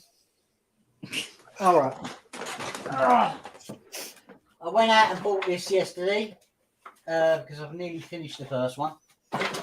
So for the last, God knows how much long, I've been reading The Hunger Games, and I'm nearly finished it, and it's getting very good. But I'm saving this for our show on the 5th. So, however, I went out and got this and all. So you're reading them, and they're better than the movies. I haven't seen the movies yet. I'm going to. You don't want to see the movies. The movies I'd rather watch the movies once I've read the entire books. Hey, they have Jennifer Lawrence. How bad could they be, right? Yeah, but this, when I'm reading this, it feels like it's not Jennifer Lawrence. I know Jennifer Lawrence is in everything. Mm-hmm. You know, They actually wrote the book based on Jennifer Lawrence actually playing a character after the books. Exactly. Jennifer Lawrence was the first meme. Yeah. Oh yeah, and I know it's been sitting in here for ages. I've been meaning to show it off, but Alex is finally finished. You got them all sorted. Yeah. Superb. I put It looks good. It definitely looks good. Hold on. It ain't finished yet because I've got to put the rest of the stickers on, but I need one of those magnifying lights for those. But I don't want to move it just in case something falls off. So it's staying in this pose. Yep, no problemo. Well, very good. So I've got a couple of bits and pieces. I got them as gifts, mostly. No DVDs today. I got from a friend. I got a t-shirt. A Stan and Ollie, a Laurel and Hardy t-shirt. So I'm really happy with that. And yeah, it fits me. I checked. So, and she also got me a wee tin blockheads. It's just basically so I can carry my sweets around with me. So I've got my wee tin now, my Laurel and Hardy blockheads. I feel like I'm going to stuff it full of sweets. Obviously mints, wee teeny sweeties, so I can get hundreds. Because if I put any of the sweeties I've got in my bag, I could get 2 in, and that's it. But that's the 2 things I got for my birthday. I actually bought myself other odds and ends. I bought myself, with all the cash, I bought myself a new rucksack. So I could actually put all my metal detecting gear in it. And is it this one? No, it's not that one. That's the worst part with a new piece of kit. Is I can't remember what drawer I put stuff in and what zip I put things in, and it's this one here. Right. So I put all my cash together and I bought myself these. And it looks boring as hell, but it's a set of wireless headphones. Not go wrong with those. They're not their standard wireless. These are ones that link into my metal detector. The metal detector will not pick up any other Bluetooth except these or the blue ones, and these are the most recent ones. So, wee bit expensive, but yay! So that's what I did. That's my new stuff. My metal detecting headphones, my new bag, a t-shirt, and a blockheads. So I'm over the moon with my past birthday. And yes, I never tell my birthday until after it's done, and I never give a date. I don't like people actually celebrating my birthday. I try and avoid it so people will forget. It got that bad at one point. My dad, a good few years ago, there was somebody with the same name as me popped up on his Facebook page because my dad had more Facebook followers than the rest of the family put together. Yeah, my dad was great into his computers and stuff, but it was all relations or people who may be related because of our surname. And he said to me, I walked in and he said to me, "Happy birthday." I says, "It's not my birthday." He says, "Aye, it is. I saw it on Facebook." I says, "Da, see if you actually remember my birthday, it would be better for me rather than you actually criticising that when I say my birthday isn't October. It's not as if he missed it by a couple of days. He missed it by months. He basically wished me a happy birthday in October. I says, my birthday was months ago. No, it wasn't. It was on Facebook. So arguing with your dad about when your birthday is, because he can't remember and he just saw it on Facebook, so he assumes you're lying. But yeah. So my birthday's passed, so it can be forgotten for another while, for a year at least. Although my body actually keeps on going, you sure that you're that young? You're a hell of a lot older. My mind is way back there. I've got the mind of an 8-year-old. I've got the body of a 98-year-old, and I'm sitting somewhere in the middle. But my body's going, no, I want to get up. No, that's it. I'm just getting old, and I'm basically feeling every minute of it. And I know I'm not the oldest around, but I feel it. So age is important because my body are actually telling me that, really, you're that young? It That's basically why you got to lies. take care of yourself. It's basically, I'm just basically telling you what my body knows. I may have the mind of the mental attitude of an 8-year-old. I've got the physical attitude of a 98-year-old. And I fit Well, somewhere that's in why between. you started metal detecting to get some exercise and take care of yourself. Yeah, it's exactly it. So today, that's what I was saying to Colin. I was up from 5 o'clock in the morning, right through until 2 o'clock this morning. And I'm out of my bed. I didn't get out of my bed until 11:30. And then I was still that knackered. I had to go back to my bed for a couple of hours. So tomorrow I'm getting up early and I'm going out metal detecting for a good 6 hours. Wow. That's what my plans are. Just to get up, make a packed lunch and go. Spend the time just How metal far away detecting. is the site? It's only 10-15 minutes in the car. Oh, okay. So by the time when I drop the car off, I've still got just over a mile, a half a mile's walk to get to the field. And then I'll just spend the 6 hours just going up and down, having a wee break and having a wee sandwich and a cup of coffee. Although I don't like, it's not a coffee I take with me. It's an OXO. I love OXO. OXO and a wee bit of salt and a flask. I've always done that, even when I used to go fishing. They would say, do you want me to make you a cup of tea? Cup of tea and coffees for in the house. When I'm out and about, it's an OXO. Oh, What is that, bone broth? it's like Bonvo. It's like Bovro, but it's just the OXO cubes. Oh, I've So heard of it's it. wee beefy cubes, basically. Just sprinkle in and they crunch up. A wee bit of salt, boiling water. And, Yeah, I've heard of them. Yeah. But yeah, it's like Bovro, but I don't like Bovro. I like the OXO. What can you say? At least it's not Marmite, because you either love it or hate it. And I've never tried it, so I don't know. See, that's exactly it, Peter. It's the beef OXO cubes sprinkled in. 2 beef OXO cubes in the flask, boiling water, a wee bit of salt, shook up. And then when I'm out and about, I can just sit back and just have a wee OXO and a sandwich. Wow. Not that I'm actually basically looking forward to going out tomorrow just to have a sandwich and an OXO. But yeah, I'll go out. I mean to go out at 10 o'clock to spend about 3 hours detecting, have a lunch for a half an hour, and then just an hour, maybe 2 hours or so. Then I'm back out, and then we're going out to visit my mother-in-law and father-in-law. So tomorrow I'm hoping to get out and about, and I plan to do nothing else. So when I get in the house about 8-9 o'clock, I can sit down and watch the House of Horror. Is it the House? What is the one for Mr.? It's the Horror House or something like that. Something like that. That was the one that I thought was meant to be this week. This time. Because this is the one that I thought was meant to be last week. Remember, I said it was something like House of Horrors. It's obviously they've been talking about it, and it's this one I thought was meant to be on last week. You know, last week was actually a good one. It was fun. So, but I was watching it in the background.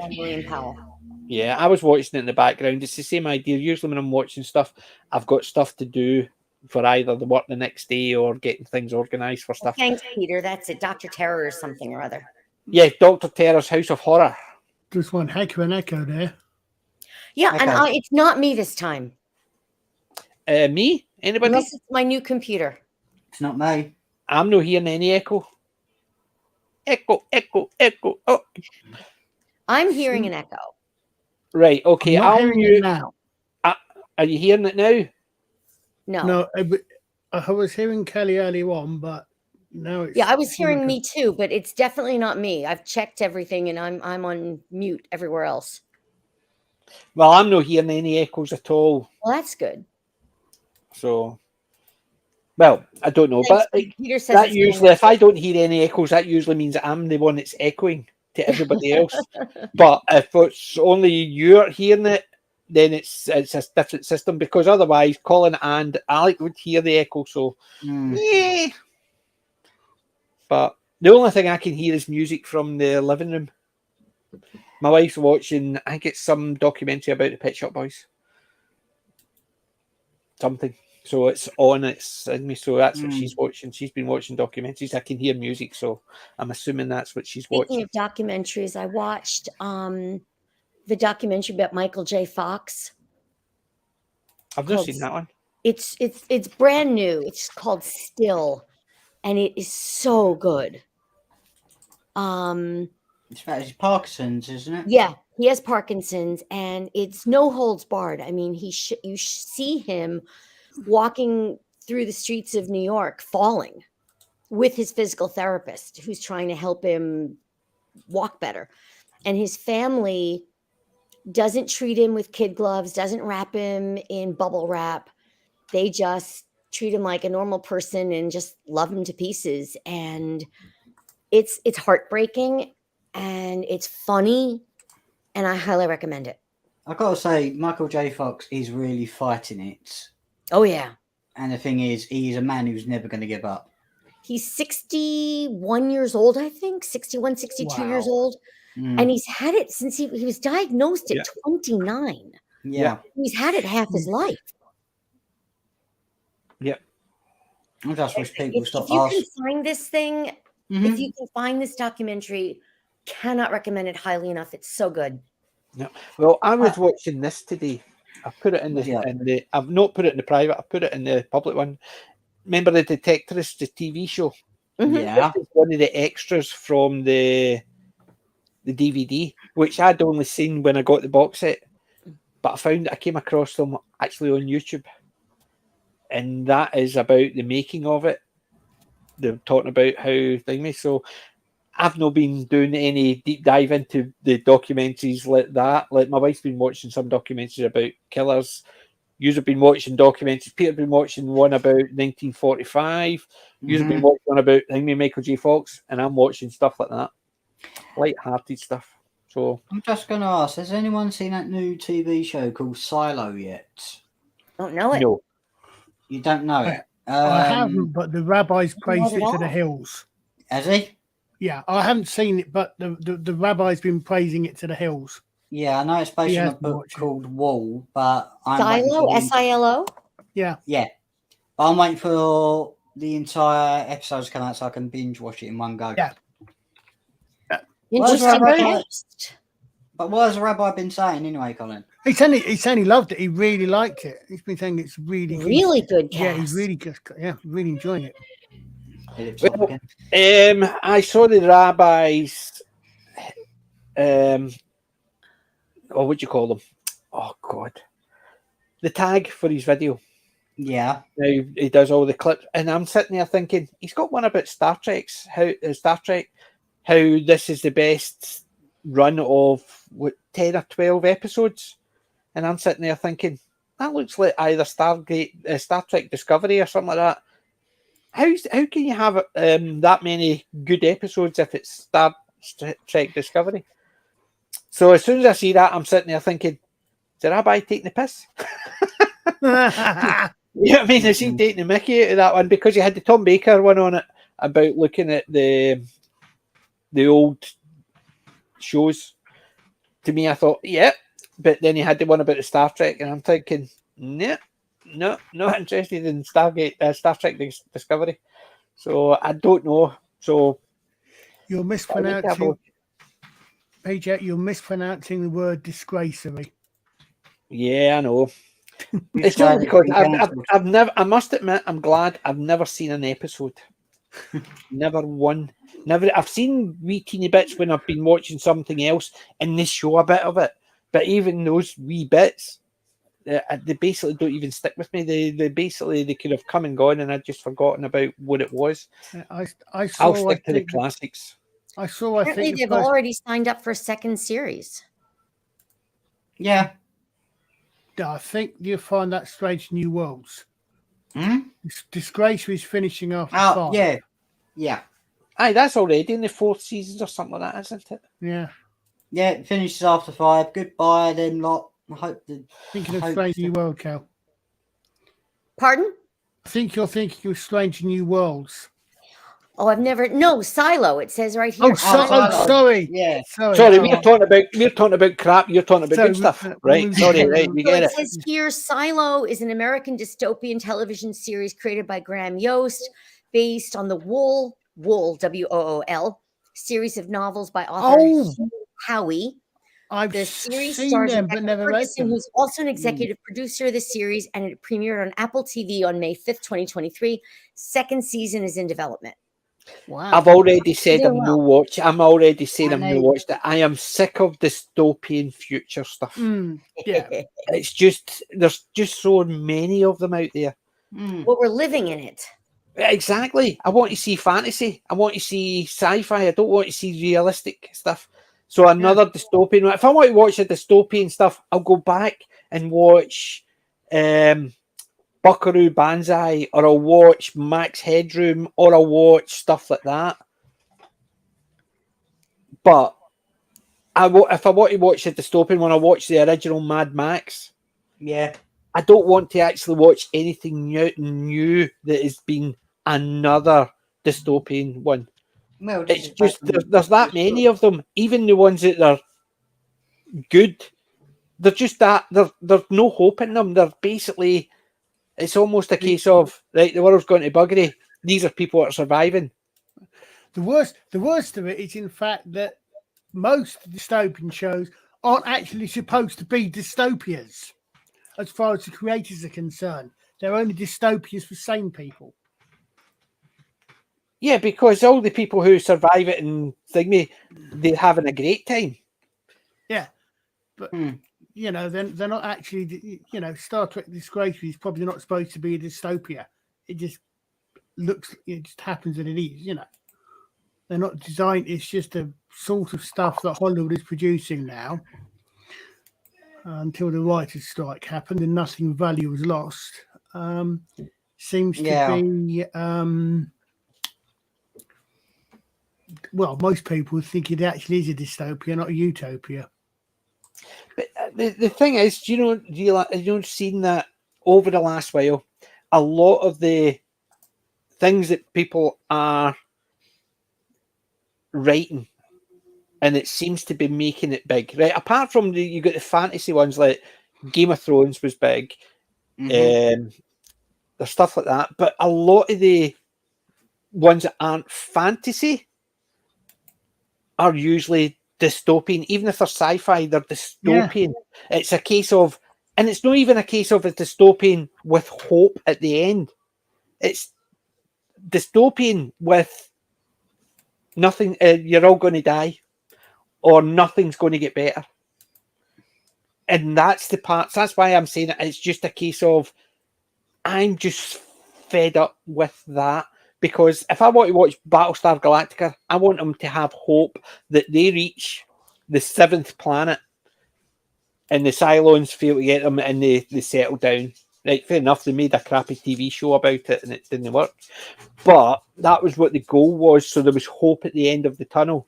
Whereas the Battlestar Galactica now is, you're all going to die. And that's what I'm saying. The dystopian side of it is a case of, to me, there's zero hope. It doesn't actually give me.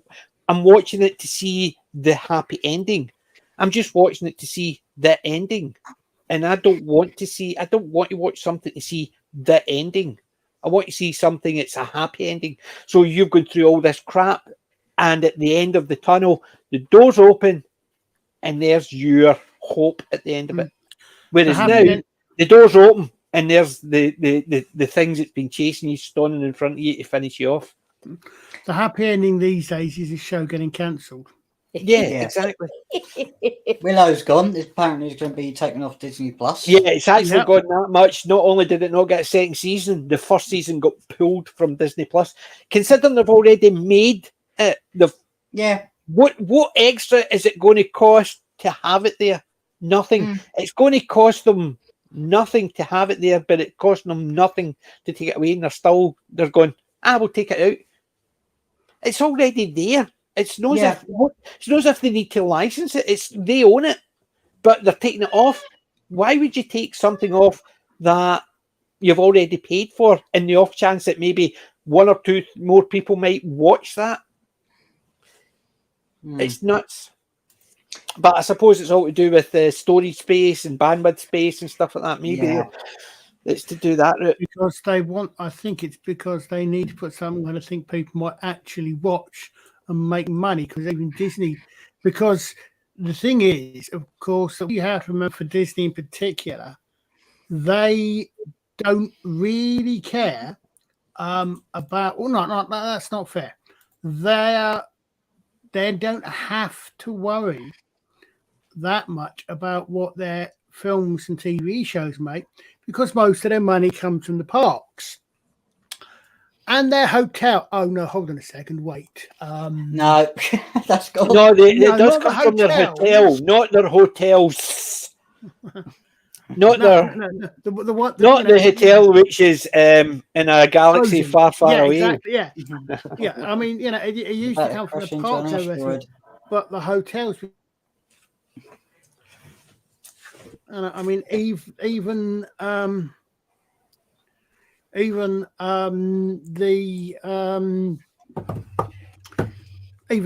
say, that's a question. They're not making money on that, so I don't know what the parks are doing. Even they're having to look carefully. Yeah. Is Disney going to go under? That's the question. From your wishful mouth, thinking. They've got too much money behind them, because all they need to do is sell a couple of bits and pieces off. Yeah. All they need to do is sell a couple of bits and pieces off, and they become financially viable again. What the thing? As long as that's assuming they actually change how they're doing it. You think about it. The reason they've got so much debt is because they've got so much things that they could offset the debt against. So, like, for instance, if the debt got called in, give me your money, they'll say, okay, we'll sell these things off. It may mean that in the next 10 years will be quite narrow, but at least it pays the debt, and that's what they're going to have to do, I think. People are going to call in their debt because they're just too much, and then that's when they're going to start selling things off. And if they sell things off, it may improve the things later on down the line, and it may make them change. So they might not be ever as big as they were, but but anyway, they'll have to sell off Star Wars. They'll have to sell off Marvel. I know, but they're talking about things that people actually want to buy. But what I'm saying is, if they do that and get bought by people who I don't know, like them, then they might actually start making things that are actually watchable again. Yeah. I mean, look at the only thing I think that Disney have had. I mean, what have Disney had recently? Disney, yes, Peter, that's Harry Harrison. Wrote Silent, won't make room, amongst many others. But yeah, what have Disney had recently? Apparently, Guardians of the Galaxy 3 held very well for the second week. Whether it's still going to make money, we don't know. But apparently, it had a really strong hold for the second weekend. By which I mean it lost about 50% of what it made in the first weekend. Oh, did you hear what they're actually they're saying? Indiana Jones has to make to turn a profit. What? $1 billion. Billion. It has to make $1 billion to be a profit, because obviously with the cost of it, the advertising of it, then obviously the cut that the cinemas get from it, that will never has to make $1 billion. for them to make their money back. The other thing is, what was it? There was another thing came out, and apparently it did well in China, which is great, except that China takes a huge whack of the profits. I and think China gets 50% of the China profit. edit the movies too? So again, credit them for China. Doesn't China edit the movies to remove things that sometimes they do. are not? Yeah. They're not Or, happy with? or to be more precise, I think they have the. I mean, The somebody, China release. yeah, they have a China release. I think they did it on one of the Star Wars movies. I think they cut Yeah, out. they took away a a 2-second black lesbian character from the kiss or poster. something. Yeah. Oh yeah. Star Wars. They moved Finn from a major character to a minor character, and Black Panther. Well, they did that in the poster because the poster, they didn't change too much of it. Yeah. But on the poster, on the Black Panther poster, they had a picture of him wearing his mask. So the Chinese audience must have had a hell of a surprise when 99% of the cars were black. Yeah, that would be hard. Seriously, come on, guys. You can't put an entire cast for a movie through the washing machine. Well, there's a writer here in the States named Kurt Schlichter. He's an attorney, but he's actually a decent human being who is pretty much a man of the right. And he wrote a column about how much he really loved Guardians of the Galaxy. And he said he saw it by accident because he didn't know that Disney owned Marvel. Right. And he said it was really good. And he's surprised that Disney allowed it to come out because it actually does not scream wokeness. And then Chris Pratt accepted an award saying, God is real and I'm praying for all of you. Yeah. Well, and Disney hasn't fired him yet. Go figure. Oh, they'll find some way too. But the thing is, it's. But the thing is, if they fired him, they're not going to actually do too much damage. Considering he was also in Mario Brothers, which was another bit. It was a bigger hit. Another big hit than no one for the week. Yeah, but Peter was saying that basically, I think it's 350 million to make Indiana Jones 5, plus the advertising. Yeah. So you're talking about 550 million. Well, is what it cost for the advertising and all that. However, a lot of money. With the cuts that the cinema has to make, the movie actually has to make $1 billion for them to get their money back. Well, when you look at what people like Mr. H, or the critical drinker who know how the system works, they say normally reckon add that again. I mean, one thing that got me for starters with the indie thing is they premiered it at Cannes and they got destroyed. It got destroyed, but they threw the entire cast to Cannes. And I'm thinking, how much did that cost them? No, it didn't cost them $1 million. No. But how much did that? Or hey, that's just the flights. They would have been guaranteed. They would have all been first class. Then the hotels. Then all their spending money. Having said that, and the goodie bags, they give away expensive goodie bags to those things. And having said that, $1 million might not be off. I think just for that, how much that one event cost? Right. Disney at the end, because whoever else it's a Disney Lucasfilm, it's Disney at the end of the day. How much that cost? The technical term is shitload. Yes. Mm-hmm. Well, there is one possibility. Well, then again, it's something that's been rumored for a long time. But there is one thing actually that one cost that Indy 5 flopping might actually have. Kathleen Kennedy's career. I mean, been saying all, I mean, someone like Doomcock's been saying for years, every so often, rumours come out, Kathleen Kennedy's job's on the line, and she always seems to keep been on the line for years. Yeah, but she knows where the bodies are buried. So yeah, exactly. But the thing is that everything, Luke, I mean, because Lucasfilm in particular this week, Indiana Jones, 52%, and you see people going through the reviews, and the positive reviews aren't exactly glowing. Okay, you've seen that before in the past. This movie is actually quite boring, fresh. And you're sitting there thinking, they basically don't want to actually slag it, so they'll give it a fresh review, but they'll still say things like, it was quite dull, but we'll give it a fresh review. How the hell? That's why you see when it comes to reviewers, I go to the reviewers I trust. I don't listen to, but it's the same idea. There's reviewers I trust that I wouldn't actually watch a movie that they recommended. Yeah. Just because they review it, doesn't mean I'm ever going to watch it. There's things that Gary from Nerdotic has reviewed and said they're really good, and I thought, I wouldn't watch that with you know what I mean? If my life depended on it. Just because they like it. But movies, it's usually a case of people I know who recommend. Yeah. I mean, for instance, you look at some of the movies that have been recommended on this channel. Boss Level was recommended in the chat at one point, and I loved that movie. It's one of those things. Well, I mean, you think about it, for actually fact bring someone else up is you think about it. I mean, it's not when it comes to any movie, right?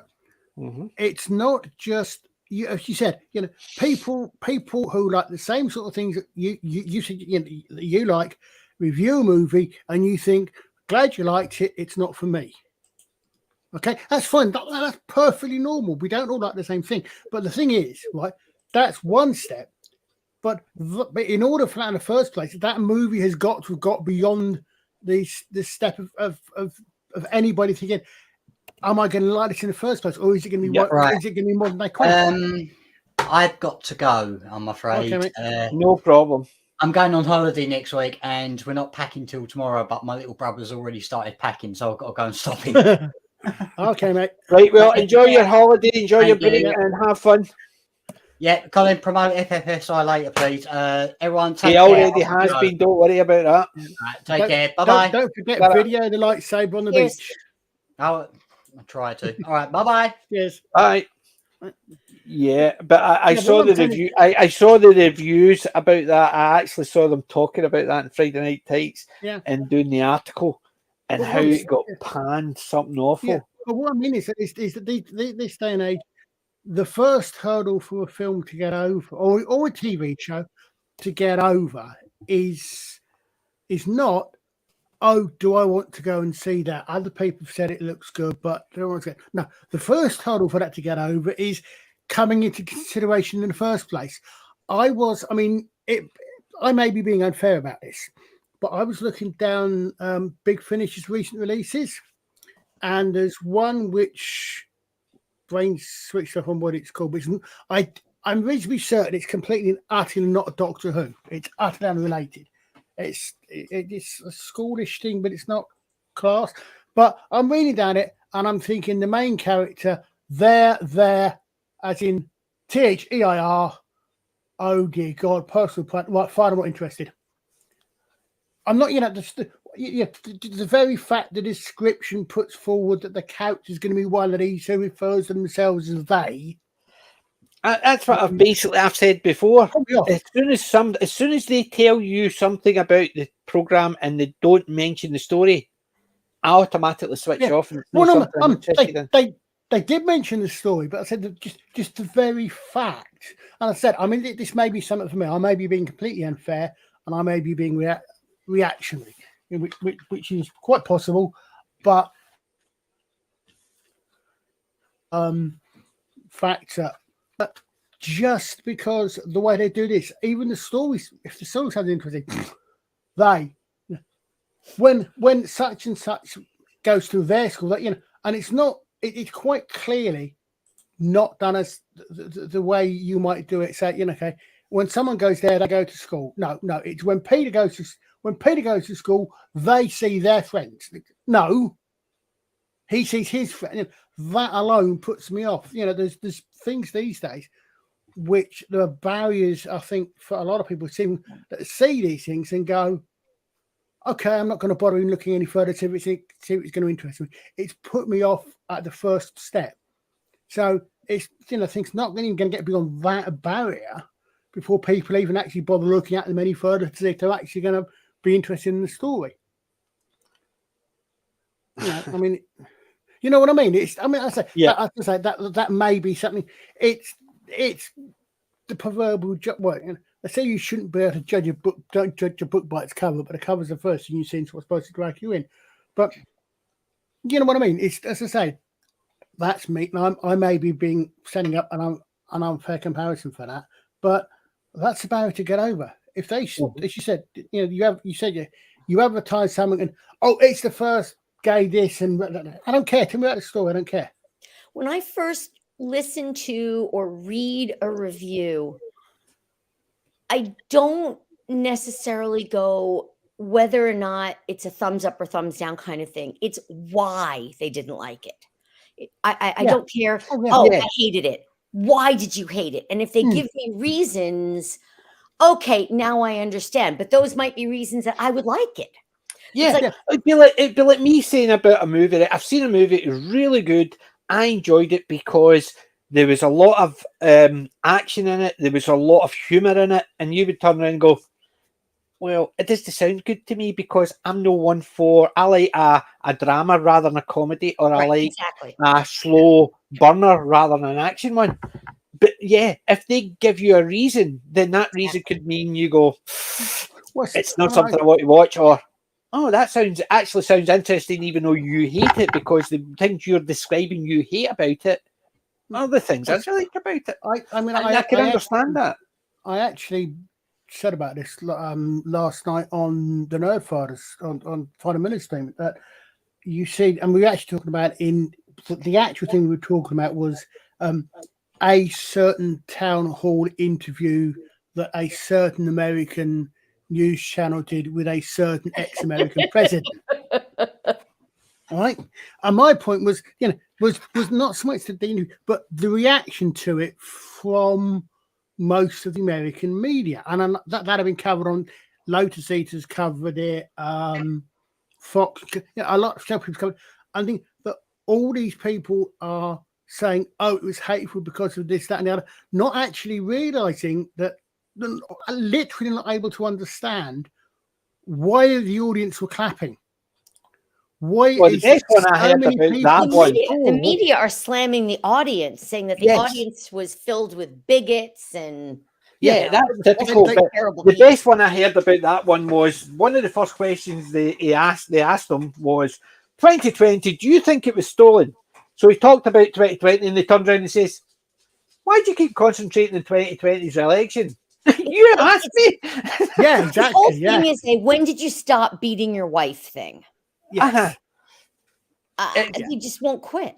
But I mean, the thing is that you see people and they're pushing these things, and that they push, or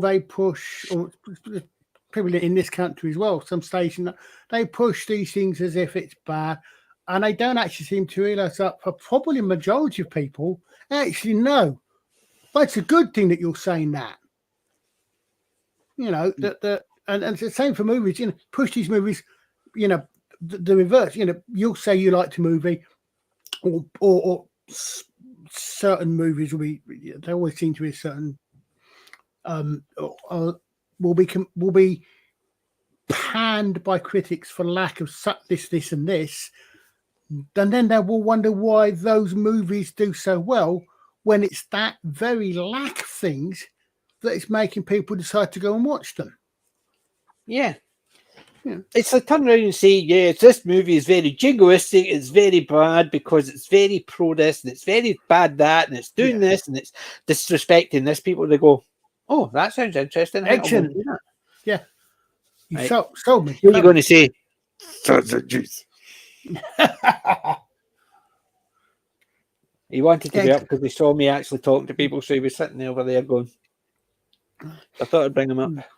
Yeah, exactly. Yes, exactly. That they do those things, as you said. But as it's crazy, that's why basically when it comes down, as I've said, one of my friends says to me, "So you like Trump?" I says, "No, but I dislike him a lot less than I dislike the other guy." So it's not a case of who I like; it's who I dislike the least. It's the same as over here. Do you like that guy? No, but I dislike him less than I dislike the other guy. And more to the point, the fact that I don't particularly like this person, especially if you're talking things of a political nature in general, doesn't mean I think they're going to do a bad job. Yeah, I there might is not that as like the well. guy. I might not like the guy's attitude. I might think the guy's got some, hard-nosing black possible background. But I still like what he does or what she does. The best one I ever heard, right?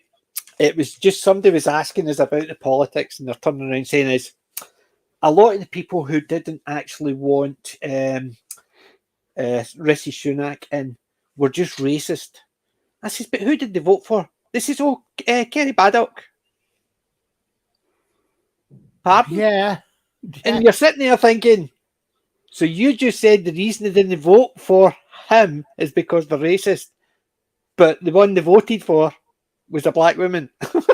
So at least they weren't sexist. And you're sitting there thinking, do these people actually listen to themselves? What, So the ones that actually With very voted little for the black self-awareness. woman didn't vote for the Asian man because of racism. And you're sitting there thinking, are you listening to yourself? That's how nuts these people are. It's racism because they didn't want him. But who did they want? Oh, the black women. So how is that? And it's a case of they've got zero concept because they don't even remember what they said the previous sentence. Or if because they're not thinking about it, they're just reading it, so they're not thinking about what is put down in front of them. And then when people actually say, "But you just said it's racist," they go, They have They zero. voted for a black woman. They have zero self-awareness. Exactly. It's like the Harkles. It's like the Harkles. King Charles spent $32 million on that wedding. People were lined up 10, 15 deep to cheer them on. And all of a sudden, the British people are racist and the royal family's racist. Well, were they racist when they were spending that kind of money on you? I don't think so. You're echoing again. No, the thing is, it's to me, it's somebody uses that, especially when they use a generic term. Then I automatically think so you're the racist and you're just actually projecting. Yeah. Well, if they turn around and says, I have known a few guys, and they've turned around and says, I don't really like him. He's actually, some of the things he says are quite racist.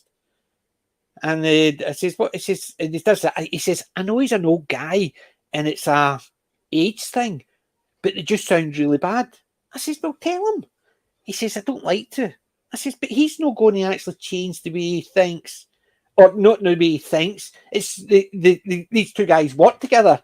They got on really well, but it was just the expressions he used.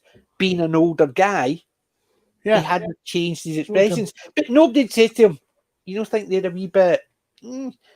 If he did, he would probably turn around and says, "I never even thought about that." Yeah. Right? There used to be a colour my mum used to knit when she was younger, and she was aware that the name of the wool was wrong. It's a shade of brown, is it? It's a brown wool. It was called End Brown. That was the name of the wool. You can imagine what the N stood for, but that was the name of the wool. Obviously, they changed the name of it, but my mum used to say when she asked for that wool, she never thought about what the name was. No. It was the colour she was looking for. But when they changed the name of the wool, they actually changed they basically didn't change the name. They said they did. What they did was they just took it off the market.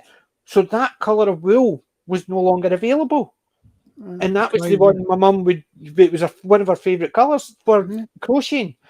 So she could never find the colour to match because they didn't rename it. They just took it off the market. Rename it N-word brown, for God's sake. They could have just called it. They just called it a darker brown or whatever. But it was the fact is they just took it off the market because it was rather than renaming it, and she couldn't find her favourite wool. And she was aware. So when she would go down and she would write the list and tell us, "I want the dark brown." That's the name of it. But just ask. So when you're looking at it, it'll be that. But just ask for the dark brown, the lassie knows. So it's that type of thing. So I grew up and it was the name of a colour. Yeah. It was the same as like when we were watching Dam Busters, the name of the dog. Yes. But there was also my sister when she was young. she used to collect dolls, right? So you used to get dolls, just the standard doll, curly hair and all that, but there was coloured dolls, and my sister had about 4 of them, but they weren't called coloured dolls. They weren't just called dolls. They were called, it began with a D, dolls, right? As in quite dark dolls. Oh, got it, yeah. Right. So that's what they were known as. That's not the name of them, but that was what they're known as. My sister's 5 of her dolls, they were her favourite 5, and she basically, when somebody told her that you shouldn't call it that because that's racist, she says, so I'm not allowed to play with them then. And No, she it's gave not them down to, racist. no, Yeah. she effectively, the person told her that because she called them that, she shouldn't be allowed to play with them. So eventually my sister just went, Yeah. give them away. Well, people And so in effect, they're turning around and making people who had a favourite toy, a favourite colour, suddenly because you like them, you must be that bad.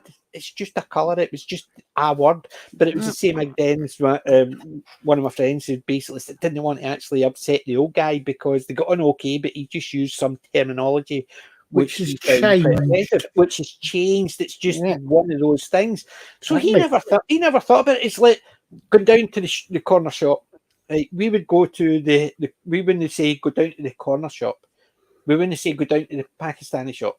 It was shortened. But when we were growing up, that was it.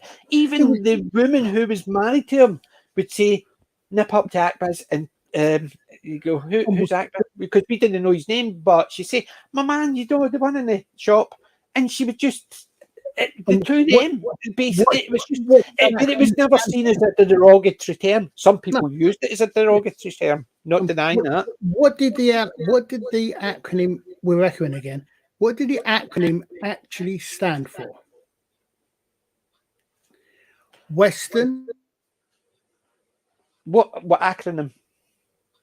Or perhaps Westernized Oriental gentleman. What's rude about any of those words? Oh, the gollies. I'm not talking about them. No. Oh, sorry. I thought you said, you know, the wee dolls, just a wee doll. Like you used to get the wee girl dolls with all the. Call them shops, didn't we? Sorry, I thought you were talking about the shops with that word in. Yes, but it was the no. It was the short for Pakistani. Oh right, okay. Sorry, got you. Yeah. So it was that. Basically, we go down there. It'd be the same as if we were going to the Chinese. It wasn't the Chinese. It was shortened. But it was never a derogatory. It was just a descriptive. It's the same as I've got an Italian name, but I get called a wop. I didn't take it to an offence, but they just go and speak to the wop because I've got an Italian name. But nobody would actually turn around and go, "Oh, that is terrible." It was just we were kids. It was just names. We didn't have any expression. We didn't have any understanding that was actually not a nice word to use. We probably saw American graffiti or something, and it was on the TV, and they referenced all the Italians as that, and you would sit there and go, "He's an Italian, we'll call him that." It was the same as Tally. It basically, a guy would walk up to me every so often and with a felt tip pen and go and make a wee note. He would just draw on me, and somebody say, "What you doing?" He say, "Tally mark." Oh God! Stupid jokes. We were about 10, and he thought this was the greatest thing he'd ever heard of because whatever he was doing in maths, it was all about tallying up. So it was a tally mark. So he would walk up to you and go, "Whoop, it's a tally mark." None of us took offence to it. It was a case of, "Got to stop bloody drawing me." But we never took offence to it. But it's the same idea. Yes, some people used it derogatory, some people didn't. But it's the expression. It's like any word can be derogatory if it's used in a derogatory manner. I mean, what's that? What's the one? I can't. It's not snowflake. It's something like that, isn't it? That's supposedly a derogatory term for those of us with less melanin. Yes, it's basically it's sort of like it's almost like a chocolate, but it was a flake of some description. Right. Yeah, no, because I think it was something like snow. I can't remember what it was when they get. Okay, so if you use it in a rude word, yeah. I mean, the thing is, what got me is Kelly was talking about the markers earlier on. the British people are so racist. Most of us turn and say, "What do you mean she's black?" Yeah. Where? We didn't know she was black until she told us. Yeah. Now she won't stop. Yeah. But the thing is, I think part of the problem is what part of the problem is these days is it used to be that yes, I remember that I saw that on Question Time, and I found myself agreeing with one or two of the things that Nick Griffin was saying. Okay, yeah, that makes me feel a bit odd, but okay, but that's me. But yes, exactly. Shine the light, and the BNP disappeared afterwards. Mhm. What I'm saying is that I think until I'm not sure when, maybe a generation ago. Just in case for anybody in the States, BNP it was a party called the British National Party. Thank you. Right. All I know is BNP Paribas. The British Nationalist Party. Basically, you can imagine and they as a were, nationalist party, like the Scottish National Party, I know the the British SNP, that one, National yeah. Party. To me, people say they're different. No, they're no. The SNP is a nationalist party. This British National Party, the BNP, were a British National Party. The And to BNP me, was they're like exactly the racist. same. They The were SNP are exactly the same.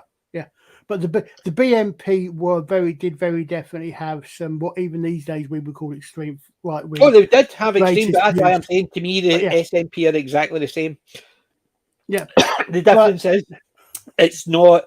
It's Yeah, exactly, They don't care about the melanin in your skin. They No. care about where you were born. yeah.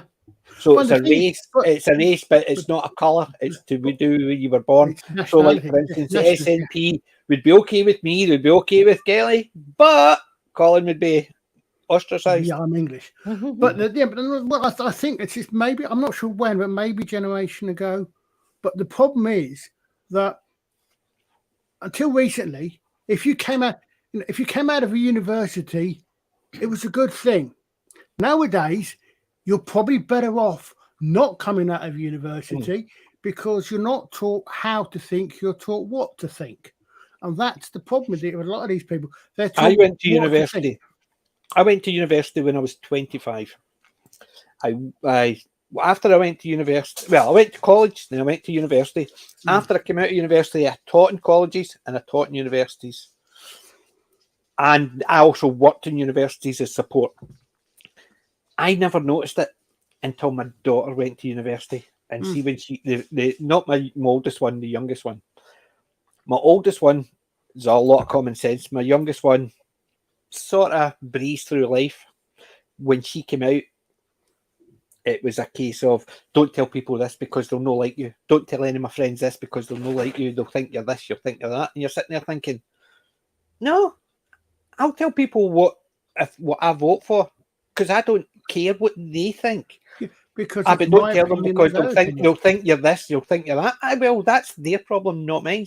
Because she's suddenly getting told that if anybody who disagrees with you, they must be this, they must be that, they must be this.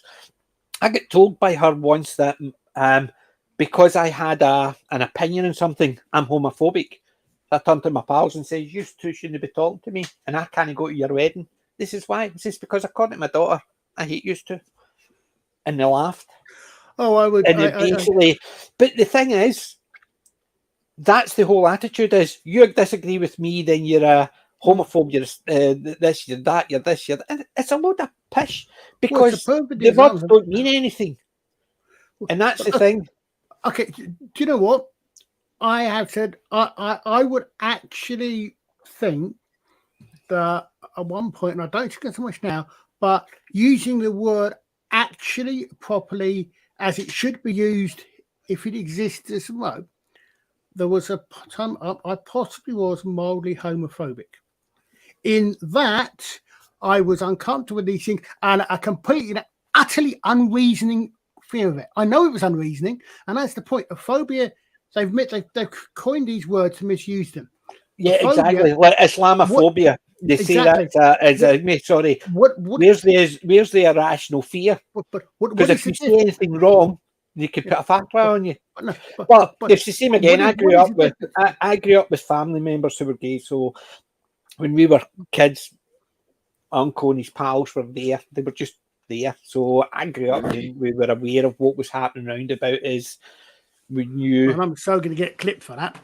Come on. But the thing is, just because people just assume based on the fact is who you are or what you've said that you must be this, but nobody can walk in your shoes to understand what you know and what happened. Like, for instance, as I said, that my daughter said that, and I'm sitting there thinking, oh, she didn't know before I was probably about half her age. My uncle was there with a couple of his pals, so we knew they were gay. And guess what? They would come down, and if my man and dad were going out, they would sit and babysit us. We would sit and play card games or darts. And my uncle had a thing. He used to get all the wee packets and put money in them and put them up on the dartboard. And we'd go sit and play darts. And if we hit 3 darts in the piece of paper, we won that money. That was the one that actually used to scratch the door when we were staying overnight. And we'd open the door and there's nothing there. And he would scratch the door. And he would open the door and nothing there, scratch the door. You open the door and there's a shirt hanging at pitch black and there's a white shirt hanging. So he would do that. But that was just part and parcel of life. But, and I used to laugh at my daughter would say that. And I'm sitting there thinking, I would just laugh at her. And she would never understand why I would laugh when she would call me this sort of bad word.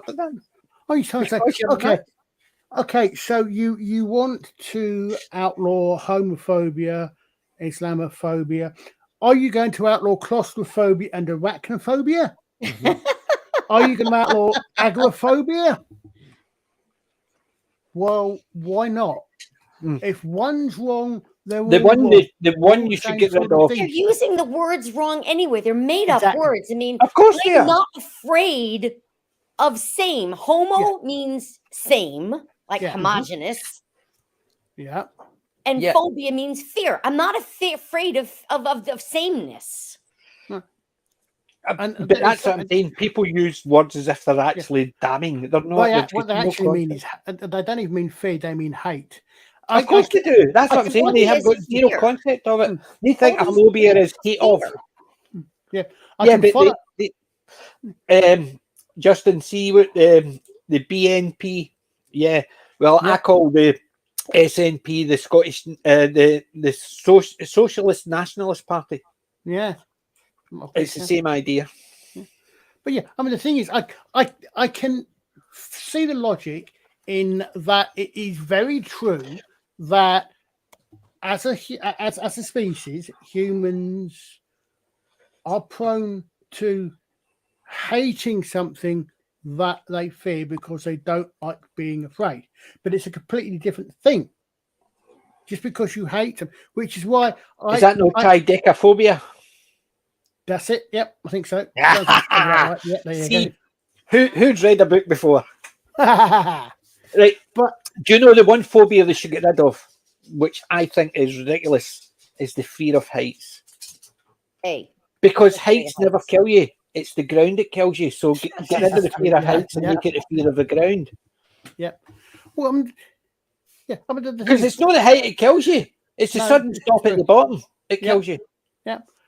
Well, and I've got a fear of heights, though. I was going to say, I can't remember the character's name. In one of the Hitchhiker's Guide puts it, the secret to flying is falling and forgetting to hit the ground, or something. Oh, that was. It's the Trillium Replacement. It's about the third or the fourth book. It's the girl that comes in. Yeah. The object is to throw yourself at the ground and miss. That's it. Yeah, that's it. Yeah. I remember reading that book, and I must have been a teenager because I used to have dreams about I used to throw myself to the ground and miss, and I would wake up thinking, did that really happen? I didn't know if I was dreaming or I actually managed it. I was that young. The one thing I actually want to outlaw is hate speech, as in the phrase and the concept. Hate speech. God, yes.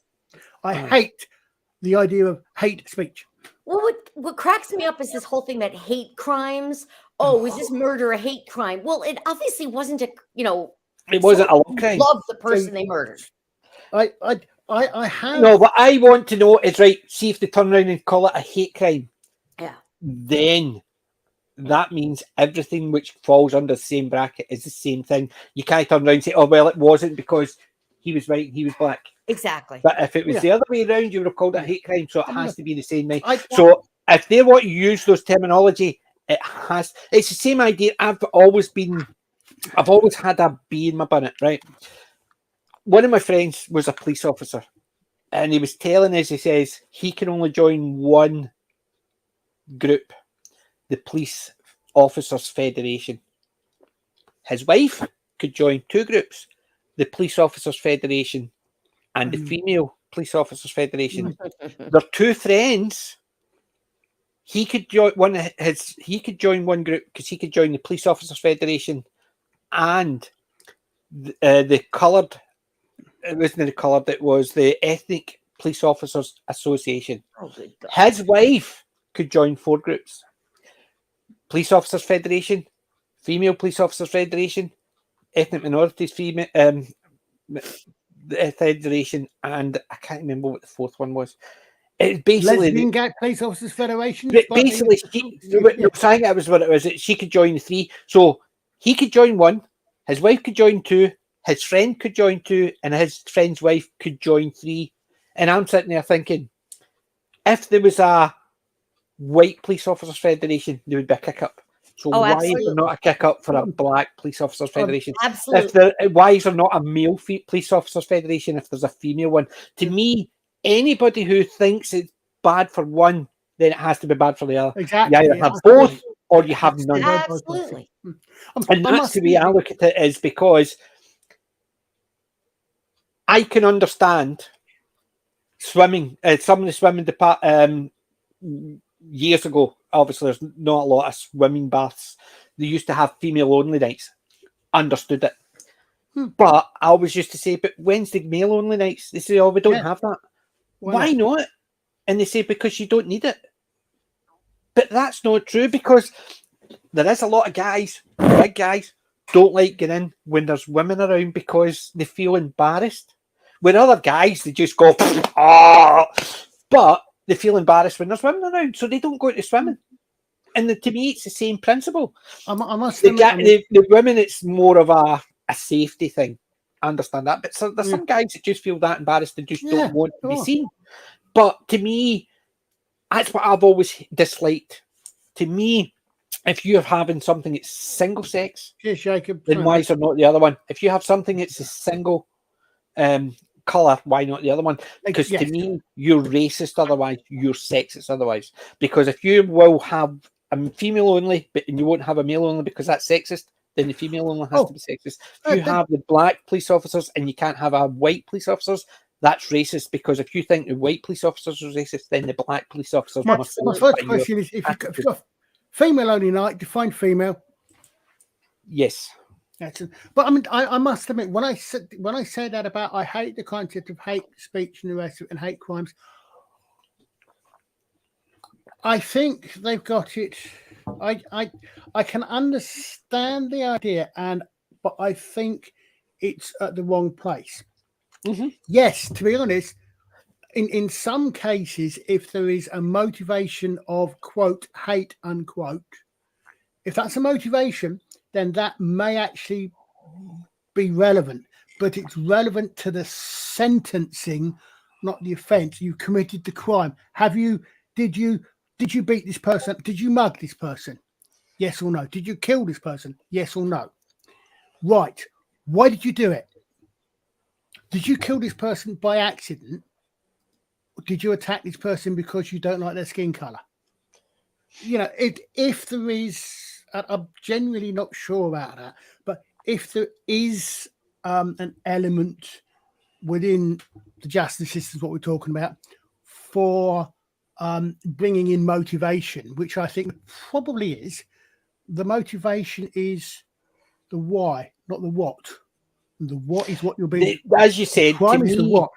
if there was that going down the route, if you killed somebody because of the colour of their skin, so if you got a black man who killed a white man because he's white, then if he killed him, if it's proven to have killed him, so the defence should be, did you do it or did you not? The reason you did it and all that shouldn't come into if you did it or not. Yeah.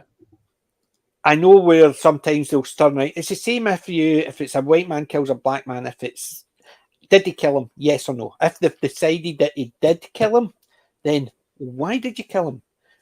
Well, I killed him because of the colour of his skin. Doesn't matter if it's the white man or the black man. Then that's a hate crime. Exactly. You get extra. Yeah, you get. And that's the point. But I know sometimes they'll bring it in because it's all to do with, well, you've got a history of calling this person this name, this name, this name. So you've got a history of not liking people of this colour. So that's why they wouldn't bring it in as part of the reasoning. But if it's more of a clear cut, he was found over the body with the gun in his hand. Yeah, Then the reason why he did it isn't relevant to find if he's guilty or not. Yeah, it's that might be to do with the sentencing, but it's not exactly. To do with yeah. I mean, but sometimes it needs to be brought in because if they've not got 100% proof, but they think it's him, and this is the reasons why they think it's him. Yeah, it's an interesting change, and I think that's a difference between in the UK law between civil and criminals, but this is why civil has a lower level of proof. Because do you know the funniest thing here? Do you know the funniest thing here is? Two of us are arguing, and we've got somebody who works in a law office saying nothing. I know. But she works in a law office in a different legal system. Because I'm not sure what the difference is between a misdemeanor and a felony, other than I know a felony is a more serious offence. But I honestly don't know. Well, here in the States, a misdemeanor is generally punishable by, I think, a year or less in prison, where a felony is a year or more, something like that. I think that's what we would call a serious arrestable offence. I think I think it's a year, because we've also got a system. We've got two systems. We're supposed to have two systems, but I understand that of the cases, and your new Lord and Master wants to do away with them in 100% of the cases. We've got a magistrate system, and then you've got the Crown Court. Certain offences. Oh no, yeah, because you've got them. Is it the prosecution by public media? Oh, well, yeah. They automatically find them guilty before they even turn up in court. Don't forget trial by publicity. Yeah, no, but the difference is, if I remember correctly, a magistrate's court is only certain offences, or certain offences, murder, rape, what we would call serious offences, which can only be prosecuted in a Crown Court, and a Crown Court means trial by jury. Magistrate's court, you are tried by a magistrate or board of magistrates. So it's a jury that's tried. What about sheriff's court? We don't have sheriff's courts. I think sheriff's courts are magistrates' courts. I know you have sheriff's courts, don't you? But that's the difference. And again, I believe I'm correct that you can always. It's possible you may go before a magistrate.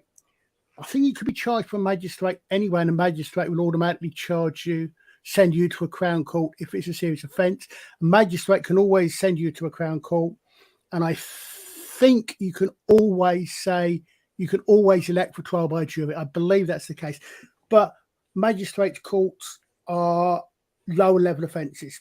I don't know. This may have changed since I had much knowledge of this, but we've got that two systems. So again, a series of, because the other thing is, one thing I noticed a massive difference. I've noticed in American, I noticed in cop shows, in American cop shows and British cop shows. In America, you will arrest the guy for the crime, right? You will Colombo will arrest the guy for murder. In this country, we don't. In this country, you will be arrested on suspicion of, because you're not actually guilty of that offence. No, I think we Until say you're that. found guilty. I don't think Do we you? say you're being arrested for murder here either. I Okay. mean, remember, TV shows aren't exactly real life. You are kidding. You mean all those things that I've been watching for years aren't true? Nah. Why do I close my door every night because thinking the giant ants are going to get in then? But the interesting, I was watching something. Oh, I know what it is. You watch this, Julie. Have you noticed the difference between Death in Paradise, Beyond in Paradise, and Father Brown or Sister Boniface? When they arrest they take place in two different time periods. Yes, and that's why there is a very specific difference. Well, they read them what we would call Miranda rights in the earlier shows. They do not read those rights in Death in Paradise and Beyond Paradise. Well, they should. That's the difference. The difference is 1984. The difference is the Police and Criminal Evidence Act 1984. When you see them arrest before that, you do not have to say anything unless you wish to do so. Right. Anything you say will be taken down in evidence and may be used against you. Right. That's what we call here Miranda rights. Your Miranda Those rights came in the, I guess late 50s, early 60s. Yeah, but in the modern, no, hold on. I'm getting this slightly. The pre-case one is you're under arrest. You do not have to say anything unless you wish. You don't have to. Anything, what you say will be taken down and used against you in a court of law. Right. Maybe used against you. It's a maybe. No, Pete. It will. The modern one after Pace 84, you do not have to say anything unless you wish to do so. Anything you say may be taken down and used. There is a difference in the actual caution. Mainly because in 1983 we had a very famous case in this country with the IRA. It was earlier. The IRA in the 70s and the 80s were having a bombing campaign on the mainland, and two groups, I think both in Birmingham, basically were nicked. Basically, confessions were partly beaten out of them, and the confessions were obtained in ways which eventually, I think there's a film with Daniel Day-Lewis about the actual case. The thing with 5 or this? Yeah, the Birmingham 6, whatever. Yeah, but what happens at the end of it is you get the Police and Criminal Evidence Act 1984 comes out, and that covers a lot of things. It covers things like how we now treat prisoners in custody. You have to prove to a particular designated officer that you've got reason to keep someone in custody. You have to interview them. And the interview has to be taped. All sorts of things. Massive changes came in, and one of the things I think that came in then was the difference. And I wish I could remember what it is, but there is a difference in caution. Well, here the Miranda warning generally, and I just looked it up. It basically says you have the right to remain silent. Anything you say can and will be used against you in court. You have the right to have an attorney. I'm not sure. Yeah, I think it might well be the name of the father, Peter. I'm genuinely not sure, but I know I think there were two big ones. One which, and part of the reason was that eventually all these guys, it was proven that none of these guys convicted of these bombings were guilty. So, you're breaking up, Colin. A, the wrong people have been in jail for years, and B, equally importantly, the guilty parties have got away, and I don't think some of them have ever been found. I could be wrong on that, but that's what it was. It was a. Hi, Cam. See, the biggest problem I found with it is nothing to do with anything else. I've always found the justice system is a misnomer. It's not a justice system. It's a PR system, because as long as they get somebody behind bars for a crime, That's all that matters. So it doesn't matter if it's the wrong people, as long as they can say that case is closed, this person's been found guilty. So there's a lot that of that, I case is think, closed, to it, and yeah. it's all to do with public perception. I mean, Oh, look, that person who murdered those 15 people has been caught. Doesn't matter if the person was actually proven to be outside the country at the time. We'll just not mention that. I mean, this So is, we'll get them convicted, and it's not a case of. And most of the thing is, most of the lawyers and the judges know what evidence which we could have proven the person innocent has been withheld, well, because that's why the they appeal get system, something into court. They go, listen, judge, these are this, we want this, and the judge will say no because it never got. So they are aware that the person who's getting put behind bars, I don't know what it is innocent. in the UK, but here, if you're not allowed to, because the way it works here. Now, first of all, I never took criminal procedure, but this is something I do know, because I knew I could never defend somebody I knew was guilty. I just couldn't do it. Yeah. But an appeal here, a trial court, the jury tries the facts. Mm-hmm. And you appeal not on facts, you appeal on the law. So if the judge, if you believe that the judge made a mistake in the law, then you appeal and you go to a higher level. So if in a case like that, where you think that the judge didn't allow evidence that should have been allowed, that's then you're appealing the law because you think the judge did not apply the law properly. Yeah. I mean, But what I'm saying is, over here, I think it's over there as well, is a case of, as long as a high profile usually, but they don't really care if it's high profile, as long as it's something that's in the paper, if they can actually bring that to a close by having somebody convicted for it and then hence close the case, that's more important than the fact is they know the person that they're putting in jail is innocent. As long as it closes the book on that case, they don't need to think about it anymore. I don't know about that. All right, and you think about it. How many people have you suspected, looking at all these TV shows, right, or the documentaries about certain things? I am aware, and I've said this before, the person who's presenting the show about this person being innocent have got their own agenda. But sometimes they give you enough facts where you could say, looks a wee bit dodgy, but they already knew that. And if they speak to a police officer and they say, well, we knew he was actually not in the area at the time, but the other evidence pointed to him being the one that's more likely did it. So they knew he wasn't there, but everything else pointed to him. So if they knew he wasn't there, they knew it wasn't him. But the thing is, if they did, I mean, the Americans have got discovery, and I think we got something similar.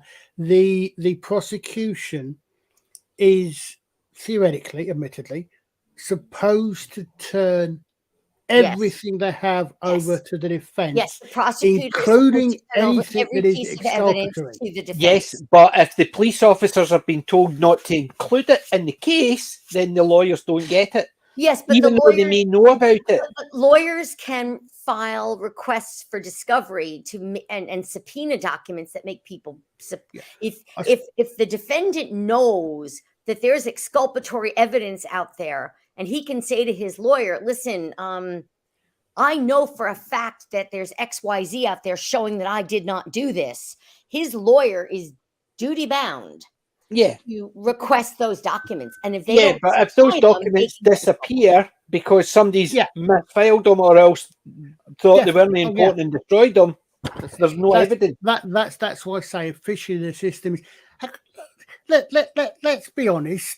Perry Mason made an entire damn career out of these things, didn't he? But no, as I say, exactly. But this is why, as I say, name of the fathers about the Guildford bombing. Perry Mason's a book and a movie and TV series. It's not real life. Yeah, no, I know, but that's why I joke. That's why I joke. But no, but I was going to say, I mean, as I understand, as I said, I mean, I'm not.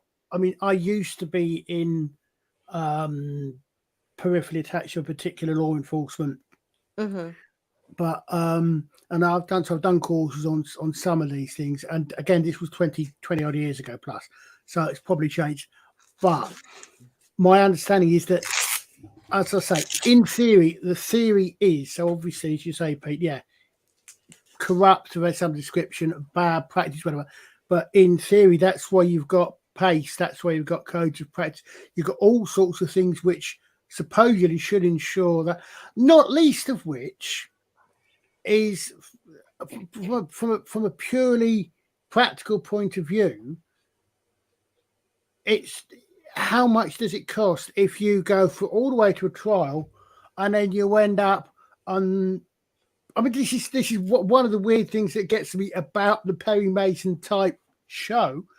How much money has been spent on that trial when Perry Mason could have turned around at the immediate the immediate thing and said, "Well, look, I can prove you wasn't here." How much money would have been saved? I mean, yeah. So again, in a real life thing, one of the reasons, all the expense of going to a court, Crown Court, or court court, and all the rest of it, and then the lawyer turns around and says, "Look, I can prove my client wasn't in the country at the time." Done. But yeah, you're right, Pete. As you say, PJ, that requires everything to hand over.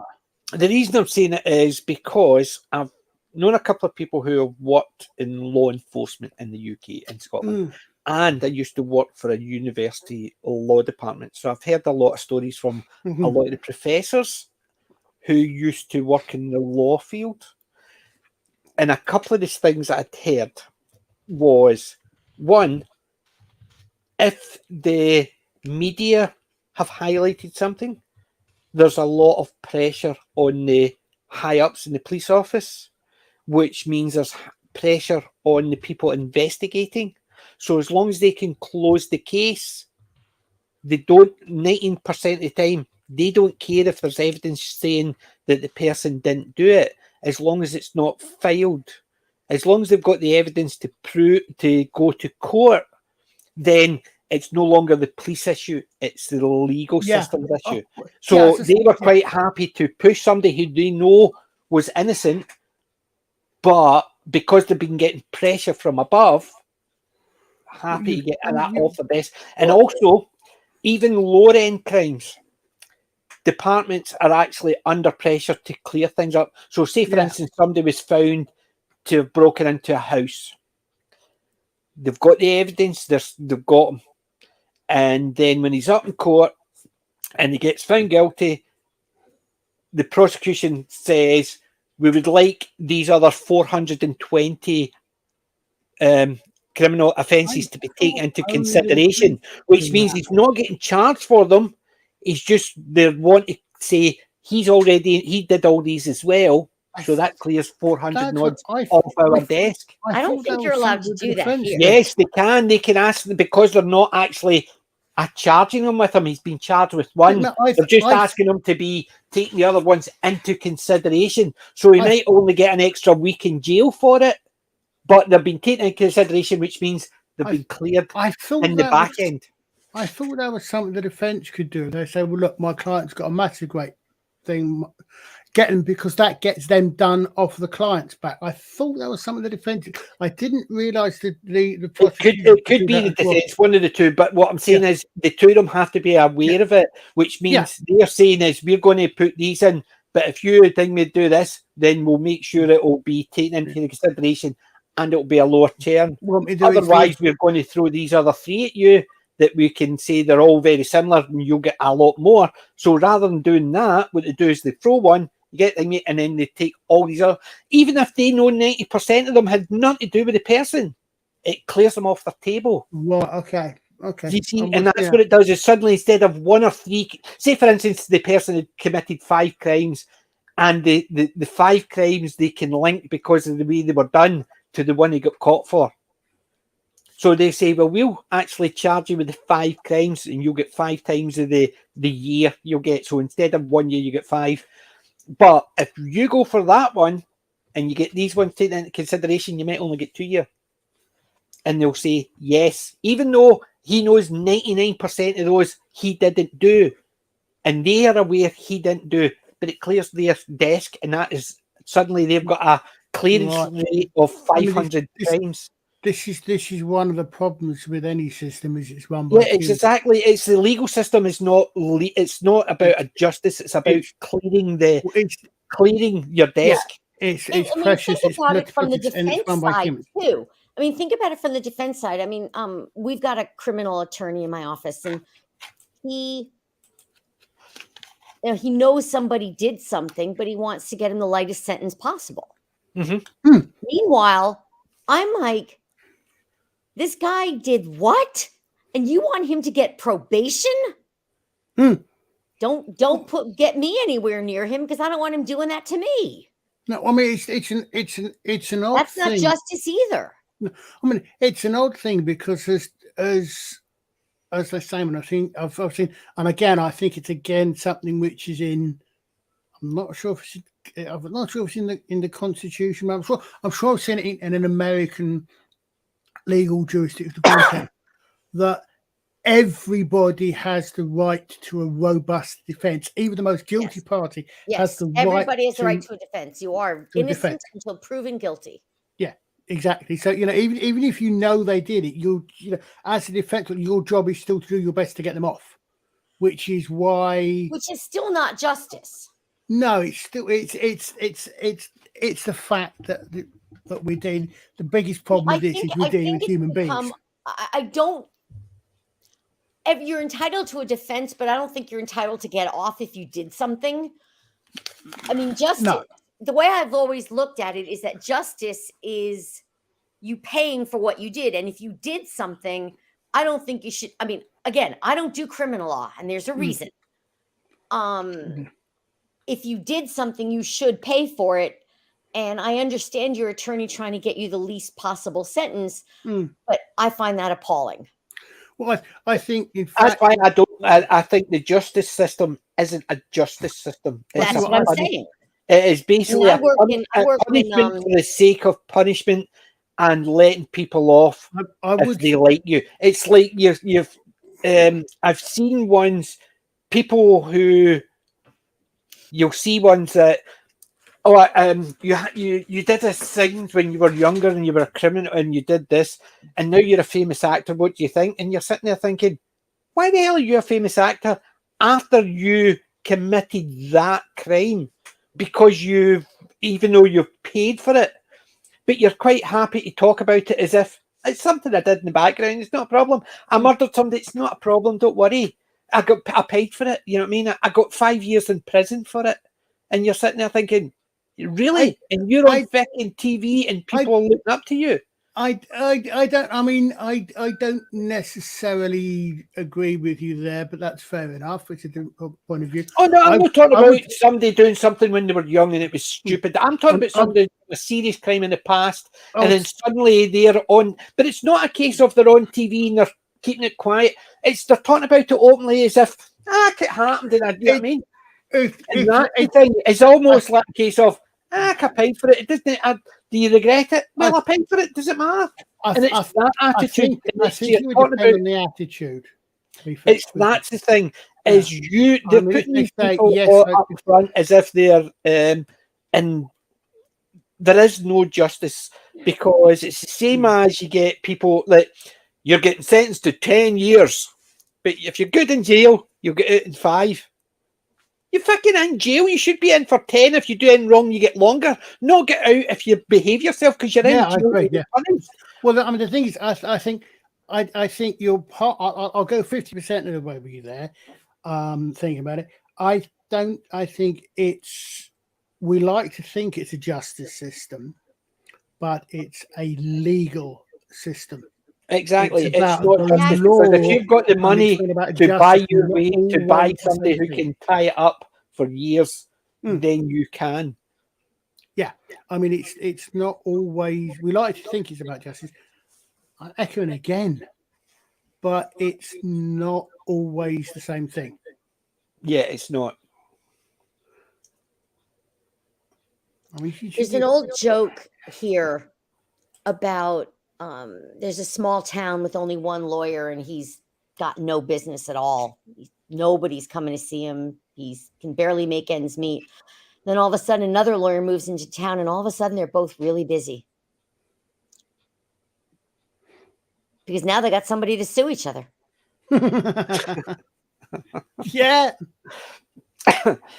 Well, yeah. I mean, I've been watching the Y-Files, and now they've got Hecklefish.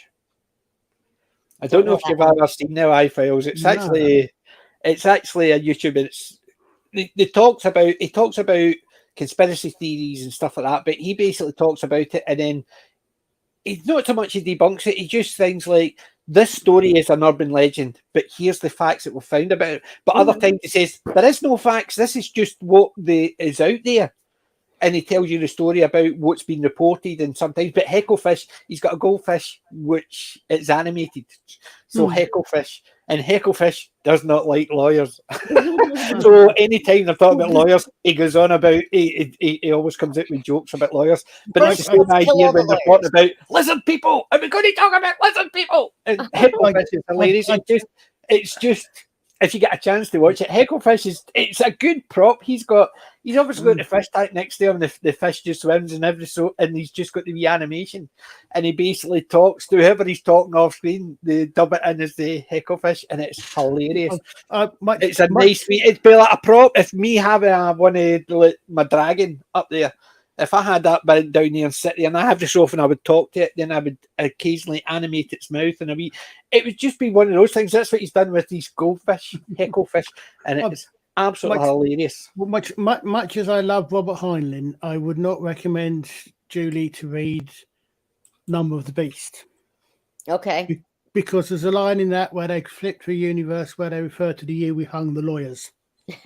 Well, don't forget Shakespeare says, first let's kill all the lawyers. Yeah. What do you call 500 lawyers at the bottom of the ocean? A good start. A good start. Yeah. One of the reasons I didn't go to law school is because I remember when I was back at college, I went to a pre-law cocktail party, and I looked around the room and I said, do I really want to spend the next 3 years with these people? No. Well, the lawyers I work with now are good people, and they really care about what they do. Well, I mean, the thing one of the things I remember from The West Wing, 90% of the characters were lawyers. Most of them are lawyers. None of them were actually the only two characters. Hey, Wendy! Yay! Excellent. Woo! She made it. So are we gonna hurry enough to be betraying this and going over to Dan's stream instead? I know. I feel like I've been unfaithful. Hey, at least we didn't lock the doors and change the locks. I know. I just said to Dara, "Are they still talking to me?" Let's see. No, I've had a lovely evening with Dan and Ian and Matt Park was on with us as well. Lovely discussion, lovely pop culture discussion, and I'm just glad that you were still on. I don't know how much longer you're going to be on, but I just wanted to pop for on. about 20 more minutes. Yeah, I just wanted to pop on and say hello. And I wasn't sure how long we were going to be streaming tonight, so I didn't know if it was going to be an hour or 2 hours. But yeah, what's that? Yeah. I put the Y-Files link in the chat. The Y-Files is about 2.09 million viewers. I've been watching them since before I think it was something about 50 or 60,000 viewers. I've been watching them since I find them hilarious. It's not a comedy thing, but he's basically, because of Hecklefish and the things he talk about, I find it interesting. But I love Hecklefish as a humorous avatar he uses. The weird thing I found about this was I think there were 3 characters on the West Wing who were lawyers and were actually doing lawyery things. 2 of them were the Attorney General, and one of them left and went on to join CSI Miami, because I can't remember the actress's name. But she I mean, the weird thing about the West Wing is, I mean, I don't know if did you watch it, Julie, or Wendy, for that matter? I've never actually seen West Wing. Nor me. Well, Same here. Well, it's the 1990. There's a you can tell what it is because there's a special episode at the beginning of the 3rd season where Martin Sheen comes out and does the thing beforehand because it's about hey Ian, it's about, but it's not about 9/11. It's about September the 9th. I get confused with because of that date. It's about that event, but that's how old it is. But all the way through, the thing is that the good guys. All you need to remember is 9/11. We just flip it. Yeah, it's 11/9. Yeah, for us that's November 9th. Yeah, but the thing is, it's about the good guys, all the Dems, and the Republicans are the bad guys, if you like. Some of them are particularly really, but this particular character, and he had a girl's name then. Ashley's the character's name's Ashley. The blonde lass, long blonde hair, went on to be in CSI Miami, and I can't remember the girl's name. We'll come to eventually. She's actually a Republican lawyer, and she starts off with getting in a debate with the character who was supposed to be the main. I mean, I said I'm a Brit, right? And I think I learned a bit about the American system, and I loved all 7 seasons of it. And about the Americans, and quite a few things I think, as I understand now, about the American government and and your system, I learned from this because it's one of these ones. Obviously, the guy knew his stuff, but she's on a debate with with the guy with Rob Lowe's character was supposed to be the main lead, and in fact, the president was only supposed to appear occasionally, but then they got Martin Sheen to be the president. This was not a good move from Rob Lowe's point of view, because then the president was Martin Sheen and became the main character. Right. Different, but she starts off they're on a chat show and she's kicking his butt, and they actually employ her because they employ her in the Attorney General's office, and at one point she's not sure what she's going to do, and at one point something I think some people in your side of the pond, and perhaps our side, could do with actually watching this particular scene. She's not sure what she's going to do. She's been offered a job. She's talking with her mates, and they're saying these things and bad-mouthing the Dempseys. And she turns and says, "Don't say that. Don't say that they're evil. Say they're wrong. But don't say they're wrong. They're passionate, and I'm their lawyer." And it's really good. But the main thing I see about this, I just look at it and I think, wow. I mean, okay, that is about 20 years too early. Oh, and flip which side's in power, and you've pretty much got current day. It's really weird. I have to say, watching it from an outsider. Yeah, they did, Justin. Yes, I think you're right. Aaron Sorkin, I think, was the guy that wrote. But yeah, I mean, I do it, and as I said, I mean, I rewatched it a few years ago, and I thought, wow, so much of it was relevant to present day, but it was the other side that seemed to be doing it. In short, plus ça change, plus c'est la même chose. Exactement. Okay. The more things change, the more things stay the same. Yep. One thing I want to say, Ian, did I hear that you're the one being asked to try and organise a venue for Friday Night Tights thing in September? It's just, I hear you're going to do London, so let us know as soon as possible when you've got a venue and stuff like that, because I want to book my hotel and stuff like that. I need to organise my trip. I've got the time off work, want to get down there. I was hoping it was going to be outside London because it's easier for me, but if it's in London, I'll need to travel down to London. I live 10 minutes walk from a hotel that does some. I think that's all used to things like that. But it's just one of those things. If they've got a venue, Yeah. then wherever the venue is, I can book a hotel nearby, so I don't need to Yeah. worry about it once I'm there. Yeah. Especially if I get a few drinks and still at home. If it was outside London, I was thinking of driving down, take my car. But if it's in London, nope, nope. I'll avoid the M25 car park. I said if it's in London, I might need to renew my passport. But so I just heard the Ian say that, so I was just need to actually. I'm looking forward to going down. Get to meet all these people I've chatted to for years online and never met. Get to meet them. Yeah. So, because Grand Moff said she's going. Ian obviously going. Cool. So there's going to be a few that's in the chat. I hopefully meet as well. So looking forward Someday to I'll it. get over there.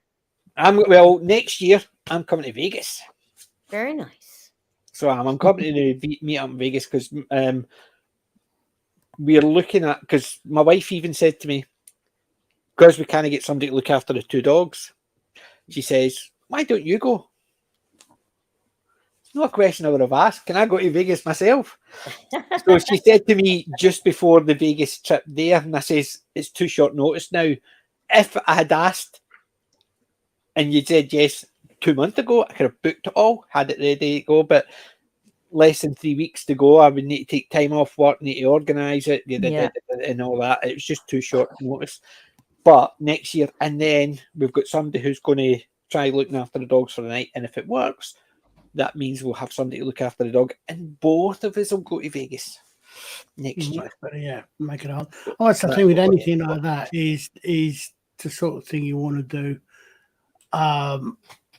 It's a long way to go for a 2-day meet, isn't it? You know, I mean, the thing is, if we go to Vegas for the Friday night takes thing, yeah, we would go for maybe 4 or a week, and exactly, that will fall in the middle. And when I'm out at that, my wife will go to a show. I'm on the same, and I have enough trouble with the idea of driving to bloody Carnarvon for a weekend. You know, I want a flight to Las Vegas for that. You know. Yeah, but the thing is, I'm even coming down to London. I've taken the 4 days off. I've taken the week off between it's the first week in September, or the second week, first full week in September. I think it's to the Friday the 10th. So that date, I've taken that week off. So whenever I find it out, I'm booking in, even if it's a case of I go down one day, spend 2 days there, and then come back up the next. So it's maybe 3 nights. That's what I'm planning to do, to spend some time in London. And then I can stop back up the road and enjoy the couple of days. But I've already taken the time off, so I can go down. Apart from anything else, get to meet a lot of people it's in the chat, or I've actually been online with, and I've never met face to face. That's what I'm looking for. So it's the same as why I do it when I'm going to a Comic-Con. I say, I'm going to a Comic-Con. Anybody going who's on YouTube and we can meet up? Usually, no, is the answer, but still check. Yeah. Which is Comic-Con in July. Another one in July. Tampa's got a con in July. Yeah. Not a good time to be in Tampa. Yeah, well, we've only got the 2 weekend one. It's a 2 days weekend, and truthfully, it's in Braehead, which is just along the road from my work. So getting parking is easy, because even if the car park's full, I just drive along to my work and it's a 5-minute walk. They actually had a few years ago, one of the shows we were doing at Morgan Park in Port Talbot, they actually had a sort of a Doctor Who convention on the weekend we were there. So we had a lot of people, you know, we had some, you know, where people walking around, you know, in cosplays as the Doctors and all this sort of thing. Yeah, so basically what you had is a load of time travellers. Well, yeah, because we also, I mean, if I remember right, they also had a copy of the Iron Throne there. It wasn't just Doctor. I think it was Oh my place. God, Tim Daly is coming to Tampa Comic Con. I love Tim Daly. Well, I don't even know who's coming to the Glasgow one, I must admit. Well- Because, see, the last Glasgow Comic Con, there was hardly anybody there because in London, there was the Doctor Who Comic Con. So all the big ones were down at that one. It's been so long since I've been to a con. I think I forgot how to con. I've never been to one, but this summer in me neither. Tampa, we've got Mark Shepard. Yes. Yes, Mark Crowley? Shepard. Giancarlo Esposito. He's the Pauly Shore. No, thank you. No. Tim Daly, Be Still My Heart. Loretta Swit, Jamie Farr. And Wow. those are the only people I've heard of. That's Never heard of any of these other people. I'm just That's looking cool. to see who the guests are for the Yeah. Comic Con in Glasgow. But Oh, yeah, this is Daniel Edinburgh. Shepard. This is Edinburgh. This is the Edinburgh Comic Con in October. Elijah Woods, Ian. I don't know who. Well, I do know who he is. I don't. There's no name. Oh God, Just reading it. Michael Tukey, member from Greece. Doing. The guy who was in Breaking Bad is going to be there. John Barrowman's going to be there. Diddy Conn is going to be there. There's like a fourth. The T-Birds and the the T-Birds and the Pink Ladies are going to be at the Edinburgh Comic Con. So you got Michael Tukey, Barry Perrill, and Kelly Ward. That was the three T-Birds, along with Kinnicky and Johnny. Then you've also got Didi Conn, Dali Manoff, and Jodie Donnelly, the three girls who were the three girls who were the Pink Ladies, with Rizzo and what you call her, Sandra, because Didi's obviously in the pink wig, and then the other two, the one would go. So they're all going to be at the Edinburgh Comic Con this year. The Grease, the T-Birds, and the Pink Ladies, but none of the big stars. Gary's not in the chat to tell you that that's not the real Grease. What a shame. Yep. And hi, Sadako. Hey, he likes Grease too, remember? Hey, That's what I mean, Sadako. yeah. Hey, Stocko. Oh, hey, Sadako. No, he likes guys. Grease too, not Grease also. Hey guys. Yeah, Grease. GWO. Yeah, the last Comic Con I went to was in 2014. It was a London one, and I met Tom Baker. Oh, lucky so and so. legend. I'm not that I'm jealous, but I'm jealous. He signed my copy of The Deadly Assassin. He gave me, he offered me a jelly baby, Which you still got in a sealed case on the wall. No, I ate it. I did. Oh, You did. What? It was. Oh, how did you? I'm actually looking at the Comic Cons for Glasgow. Oh, hi, Peter. I think that's. I'm actually on the one for it's already passed. The Acme Comic Con is already done. What's the other Comic Con? Have I missed the show and tell stuff? Yes, but you are always happy to. I basically all I got was Lauren Hardy Blockhead's tin for my sweets for one of my friends, and I got a Lauren Hardy T-shirt. See, I could show it next time, maybe when everyone else is doing it. But I have got a pick of the week to show. Yeah, I'm happy to Go see for anything because basically that's there's only me that had the stuff, and Right. yeah, I thought it appropriate to get this because it was based on recent rather sad events. The loss of the iconic actor from this show, right, hold on. oh wow. the Demon Headmaster.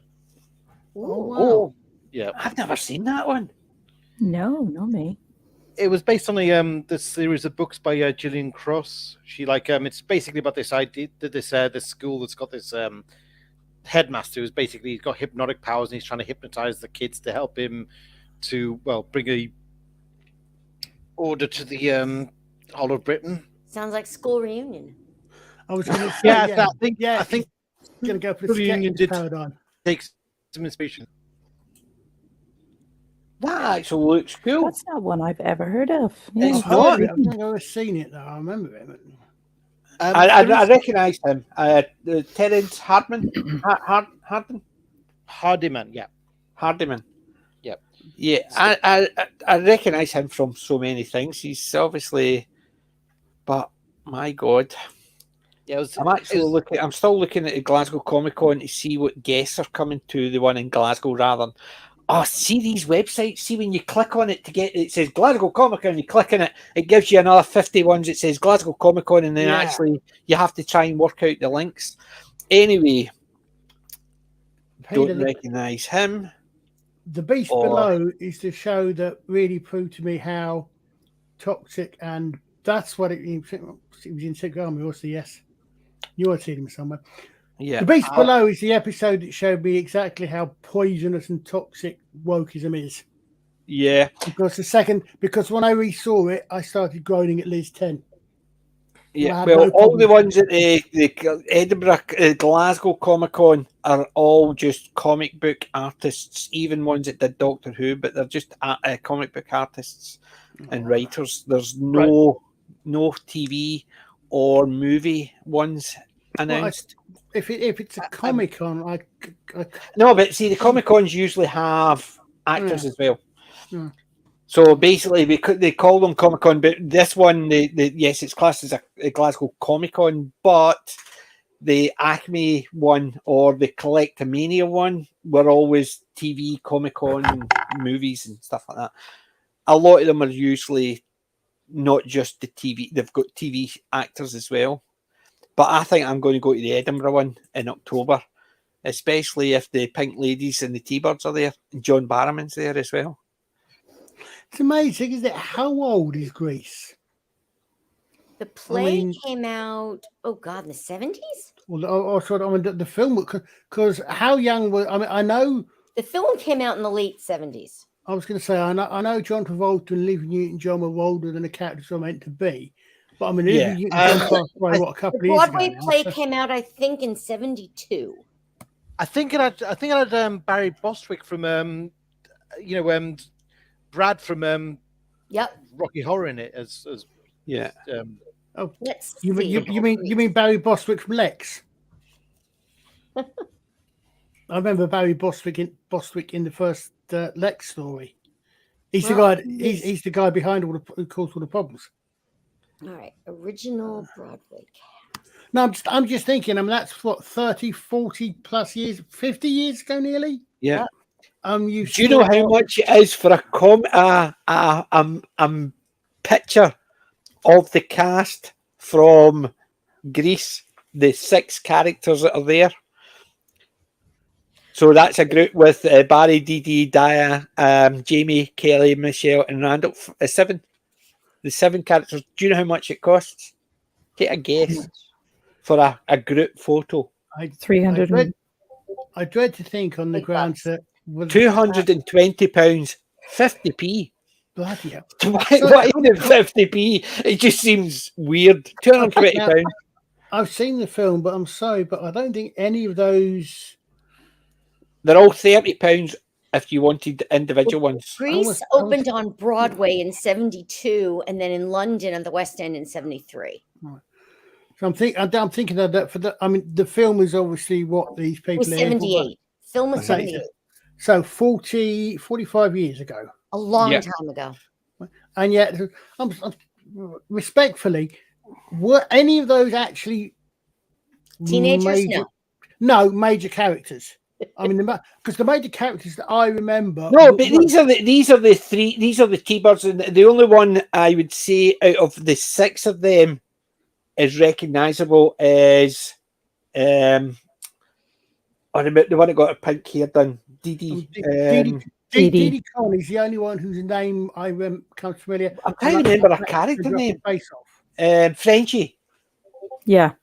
So Frenchie's the only one basically most people would recognise. The other 5 are the 3 extra T-Birds. Remember the tell us about it and all. They basically the 3 girls as well. So Dee and the other 2. So they were the Pink Ladies, and these. So it's the 6 who were the Pink Ladies out with Rizzo, Sandy, Kaneki, and all I Mary can say Lou about Henner that. was in the Chicago production, but I don't recognize the names of any of the other people. But then all when I it can- moved to Broadway, the original cast included Barry Bostwick, Carol Demas as Sandy, Adrienne Barbeau as Rizzo, Oh, Timothy wow. Myers as Kaneki. Jeff Conaway came in later as Danny. Wow.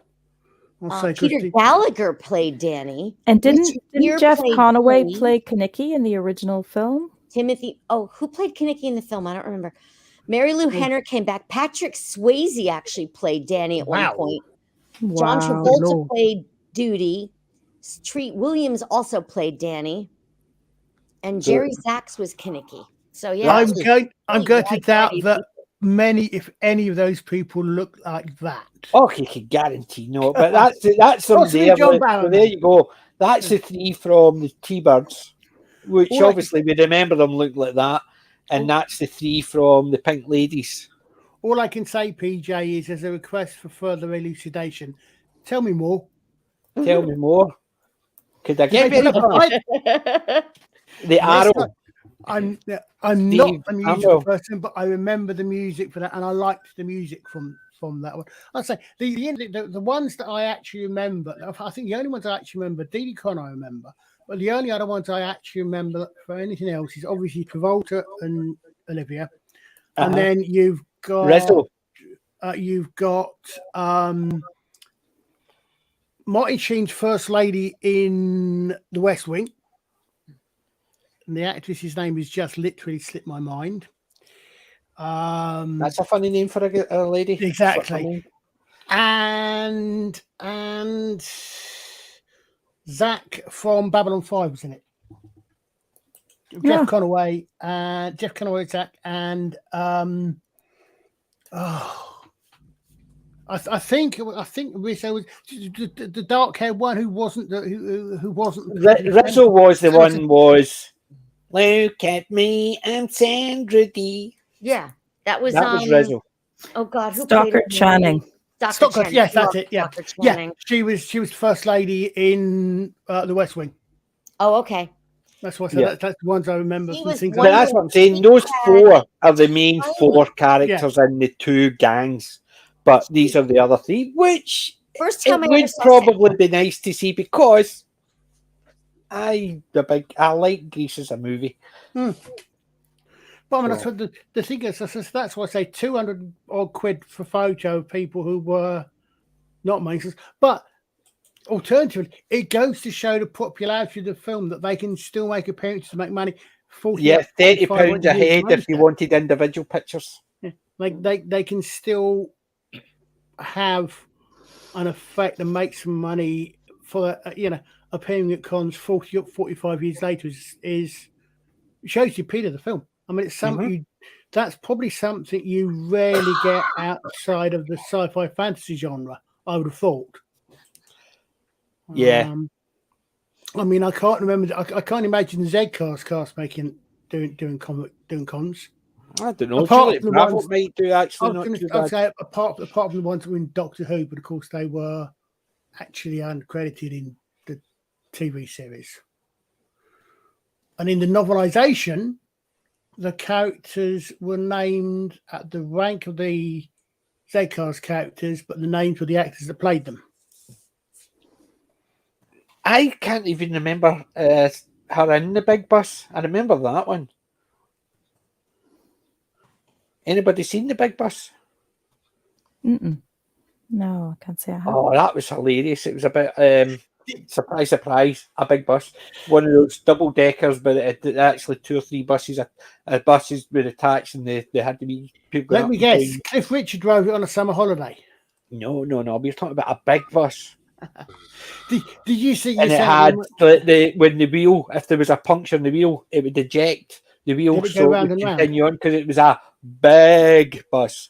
When they called it a big bus, it was literally. But I can't even remember her in it. It was just one of those ones. It was, as they said, Peter said, it was a comedy disaster movie. It was fun. Funny you said this. There was a thing I can't remember where I saw it, but there was a thing a while ago about a bus getting caught under a bridge, and the thing I saw earlier on today, yesterday, a news report about the same thing happening again, but the name of the reporter was Teresa, I think. Honestly, her surname was Lowbridge. She was reported got a bus that got stuck under a train bridge. But sometimes they know who to send out just for that. They do. Oh yeah, yeah, definitely. Yeah. I didn't honestly realise that she was in the big bus. I'll need to dig that out. I've got it somewhere. It's been a long time since I've seen the big bus. I might vaguely remember it, but going back to Greece for just a moment, I just found something quite funny on the Greece wiki page. It's the fandom wiki. It says, while filming Grease, Jeff Conaway, the Grease film, he had to walk slightly stooped so John Travolta would appear taller. And I could never understand it. The biggest one I remember doing that was Audie Murphy. Right. Audie Murphy, basically, if he was doing a scene with a woman, she had to walk in a trench. Yeah. Or he was up in the horse. But there was a time when he was basically meant to be giving her a cuddle. And she was in the trench, so she was smaller than him. But his waist was literally there in her. So you could see it, it's obvious. But what I got is there is somebody, Medal of Honor winner. I was going to say, did he get the Medal of Honor? Yeah, a Medal of Honor winner. So he's a very brave man, but he had to hang up about his height. And I'm sitting there thinking, really? Most people would have a hang up about being shit scared, facing down all those people. You did that, but you've got a hang up about a woman being taller than you. Was it necessarily him, or was it perhaps that the studios didn't think that? No, it was accordingly him. He basically insisted. It was a lot of his movies. It was him. He seemed to have the hang up. He didn't like the women being taller than him. A Medal of Honor winner, a brave man, and he's got a hang up about being tall, being short. Who's going to actually turn around and them and go, look at the wee guy, begging, sorry, I didn't mean it. Please take your hand off that and stop doing that to me. But you know what I mean?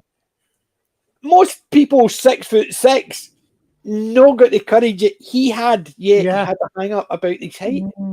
I could never understand that when I heard that. Didn't Alan Ladd have to stand on boxes and everything because he was so short? Yeah, as well. He was another one. But it's just, to me, it's weird as hell. An interesting little fun fact about Jeff Conaway. He actually watched an episode of Babylon 5 on TV and liked it so much, he went down to the production studio to see the show being filmed. He was spotted and used for a bit part, which grew into a recurring character and eventually a full-time role in the series. Oh, super. So he was a fanboy for Babylon 5. Wow. That's cool. Excellent. Well, I know they did one bit. I know they refer back to a bit. They actually had a line in the episode not Babylon Squared, the other one in the one where, sorry, this is spoilers for a show that's 40 years old, and if anybody here hasn't seen, they should go out and shoot themselves. Where Sinclair comes back, and basically, because he'd never actually met the original commander, and they have a line where he says, "Oh, you knew? Yes, I came aboard just before you left, sir." They actually had a lot, but because the two had to interact, they actually wrote that line. They wrote a line in there for that to actually happen when he came in. But I didn't realize he'd been a fanboy. That's good. That's good.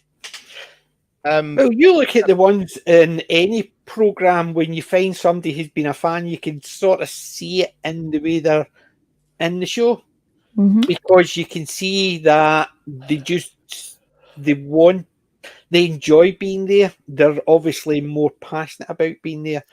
Whereas people who are just there because of the money or whatever, they've not got that same feeling Perfect for it. example, which I think may actually possibly have actually been, and I'll cancel myself for saying is slightly detrimental to the story. David Tennant in School Reunion. He spent the entire series, the entire episode, fanboying over Liz Sladen. Well, of course he did. Of course, he was a big fan. He was a big fan anyway, but you know, but the thing is, I mean, actually, interesting enough, considering he was a character that was brought in later on, Zach was the last person on Babylon 5. When Sheldon goes back to in the last episode in Sleeping in the Light, not that I know the episode titles or anything, not that I was a fan. He actually meets Zach, and Zach is back on Babylon 5 when they're about to blow the station up, and Zach's actually on there. He's re-enlisted, so Zach is actually the last person on Babylon 5.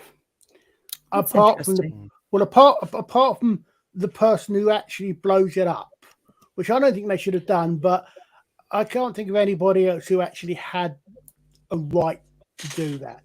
The extra who pulls the lever that blows Babylon 5 up was a gentleman named Straczynski. By the way, Graham, who's on my forum, he's a big fan of Babylon 5. Like I think he really kind of wanted, like there was a rumor that they're remaking it. Well, yeah, but there's also a rumor that there was a rumor for a time that Straczynski was gonna maybe be taking over from Chibnall to do Doctor Who. Oh God, yes. That would have been brilliant, but it didn't happen. It ended up being Russell. I remember hearing that. Yes. Yeah, I remember when that came out. That would have been amazing. It would have been, yeah.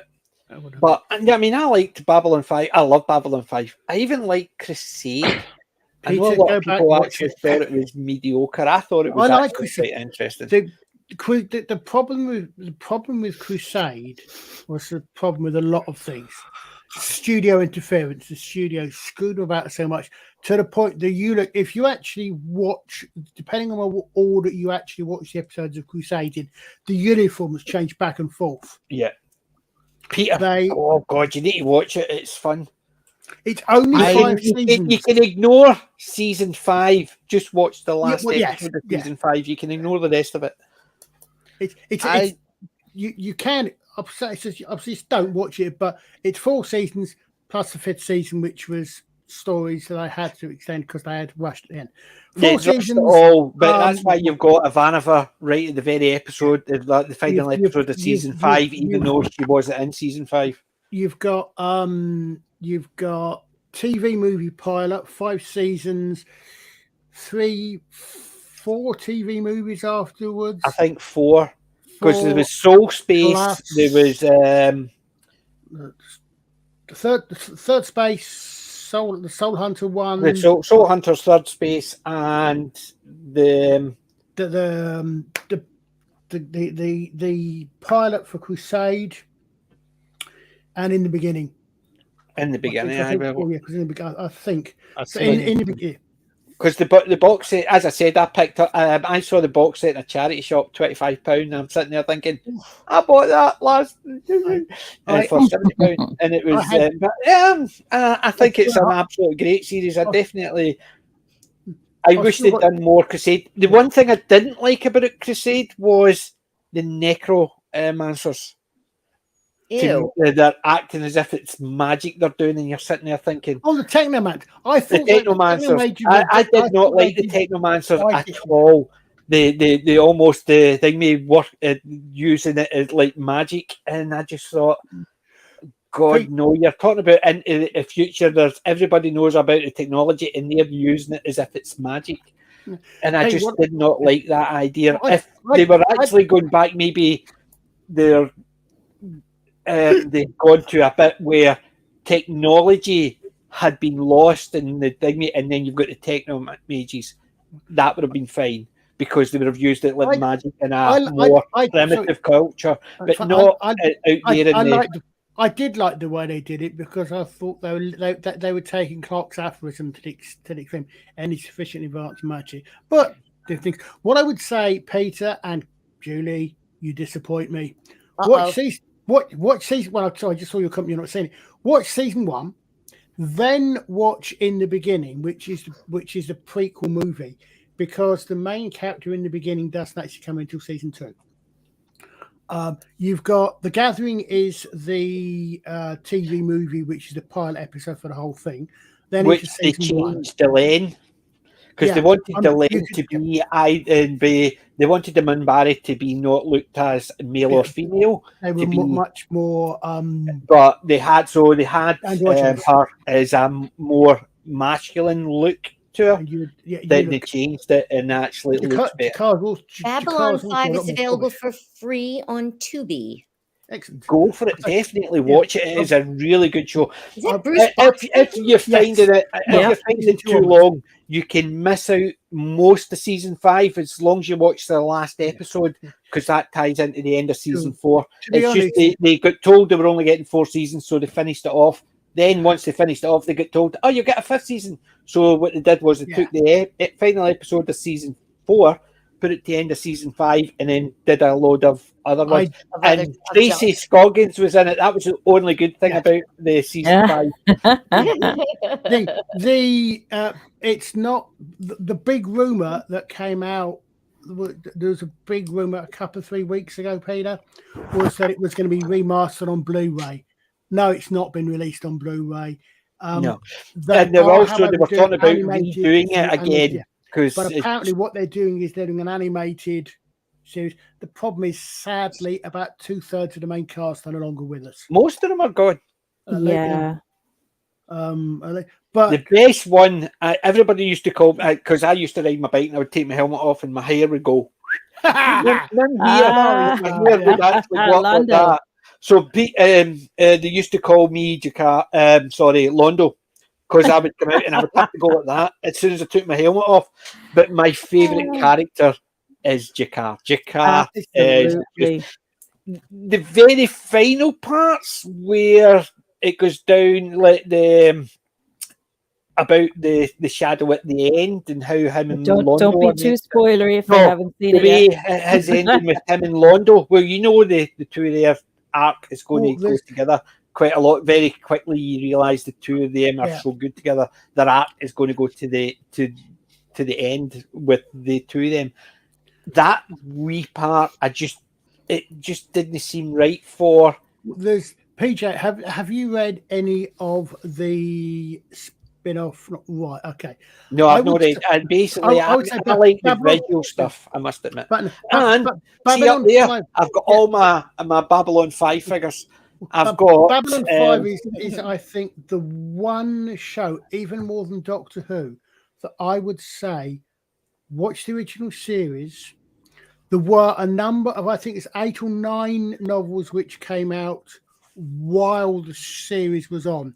The only one of those I would say you really should read is The Dream in the City of Shadows, because it's written by JMS's then wife, and it actually fills in a lot of the story between the end of season 1 and season 2. It fills in a lot of that.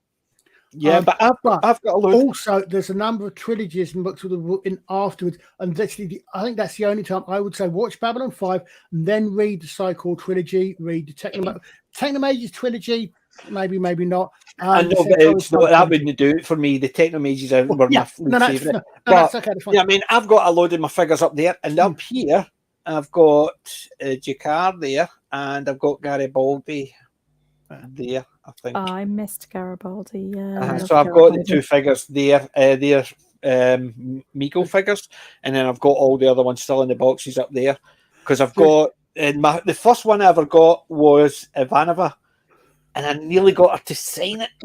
Claudia Christensen. She was at Edinburgh, and as I said, I was there and I was going to go, but we got the option to go scuba diving, so I went scuba diving instead. And I wish I went to see Claudia Christensen. I love scuba diving, but she's never been back in the UK, so Oh, bummer. I know. She was at a con that I was at many, many years ago, and she was hilarious. She's such a character. She's absolutely larger than life. Well, and that's what just so funny. at Edinburgh. That's what she was like at Edinburgh. I heard a few friends had been, and they said she stole the whole show. Yeah, yeah, So- she is really funny. She has also put her name. It's echoing again going on.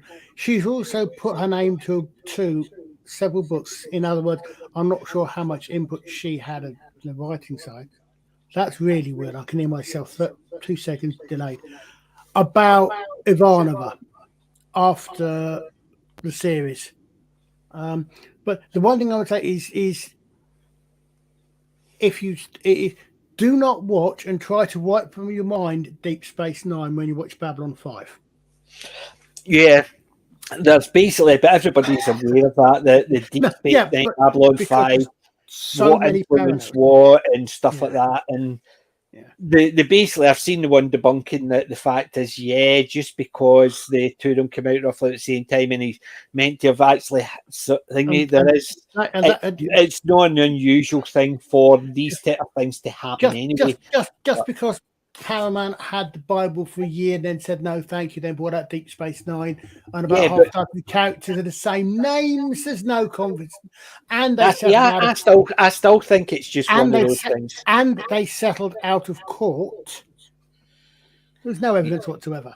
Yeah, I still think it's more than likely if somebody needs a script, they might actually put it down and go, nah. And then later on, when they've been asked to write a script, they would go, you can get just because you've read something, it's not actually. It might give you an idea for you to do something, and it just so happens similar. But you knew fine well the next Star Trek thing was not going to be in deep space again, because they start off with the 5-year journey, then they brought it back in with the next one, and it was all round about the galaxy, and it wasn't about going out there exploring as such. Then the next one they did was was Voyager. Enterprise before Voyager. Voyager. Deep Space Because they Nine wanted and to Voyager. decide to go back out there again to do the same as the first show being out there. That's why they threw them out to the game. Then they knew eventually it was going to be a space station, so it was going to be one of the ones that built the ships, and I thought that's unlikely, so it had to be somewhere else. I thought they were going to actually do something slightly different. I thought it was going to be a ship, but it's not going to be like the Deep Space Star Trek or Next Generation. I thought it was going to be less of a battleship or the thing. It was going to just be a ship, maybe something along the lines of Sequest DSV, something. It was a research ship, and it was all to do with that. It would be more cerebral, and there would have been no battles or something like that. If the battles, they were just on the fringe of it. That's what I thought they were going to do. Then when they did the space station, I thought, yeah, I could see that. And then obviously with the Babylon 5 coming out, Deep Space Nine was a good series. Don't take anything away from it. And yes, Trials and Tribulations was Trials fun. and Tribulations, the 30th anniversary Star Trek episode, fantastic. But yeah, and it was fun. It was really fun. The really ironic thing for me, one of the ironic things about the whole Star Trek thing is the last series in sequence. I mean, because Enterprise comes in later, but obviously it's a point. Is Voyager is the first series in Star Trek where they literally go where no man has gone before. The original series, every other week they're coming up against a starbase or a planet. Voyager's the first one where they literally go where no one, or at least has gone before. Wrong. Go on. They remember they bumped into the other starship. Yeah. Yes, I know they did that. So they have But gone one- where somebody has gone before. The 1 or 2 episodes, but the whole premise of the thing was that Yeah, the whole premise was to send them Yeah. back out, the same idea Yeah. as the original Star Trek, Yeah. into the unknown.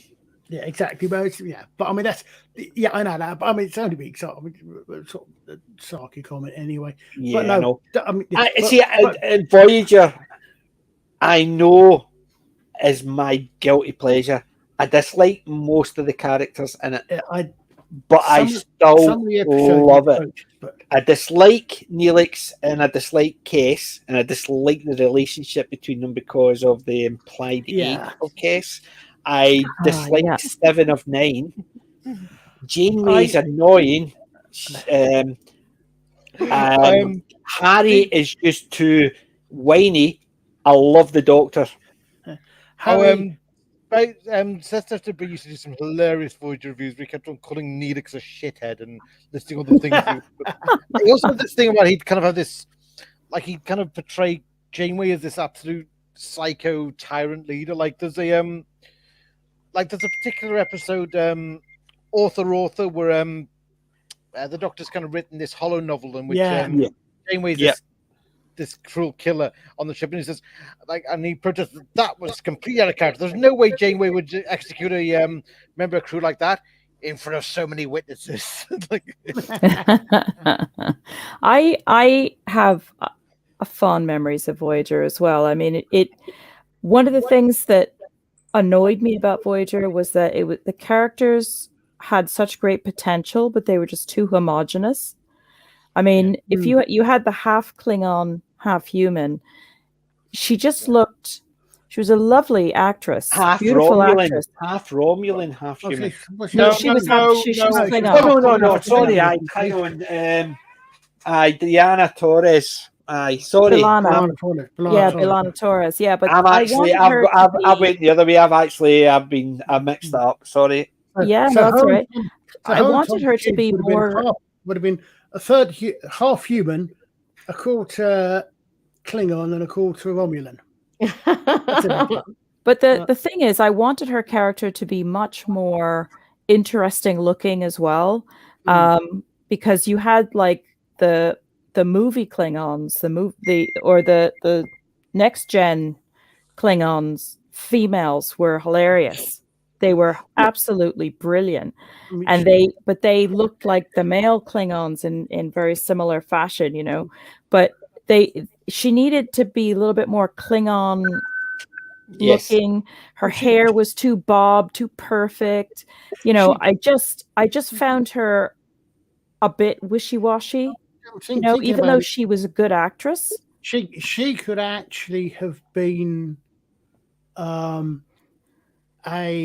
lot closer to original series Klingons, because of the Romulan. But one thing I did like, and I think PJ said you don't think it's necessary.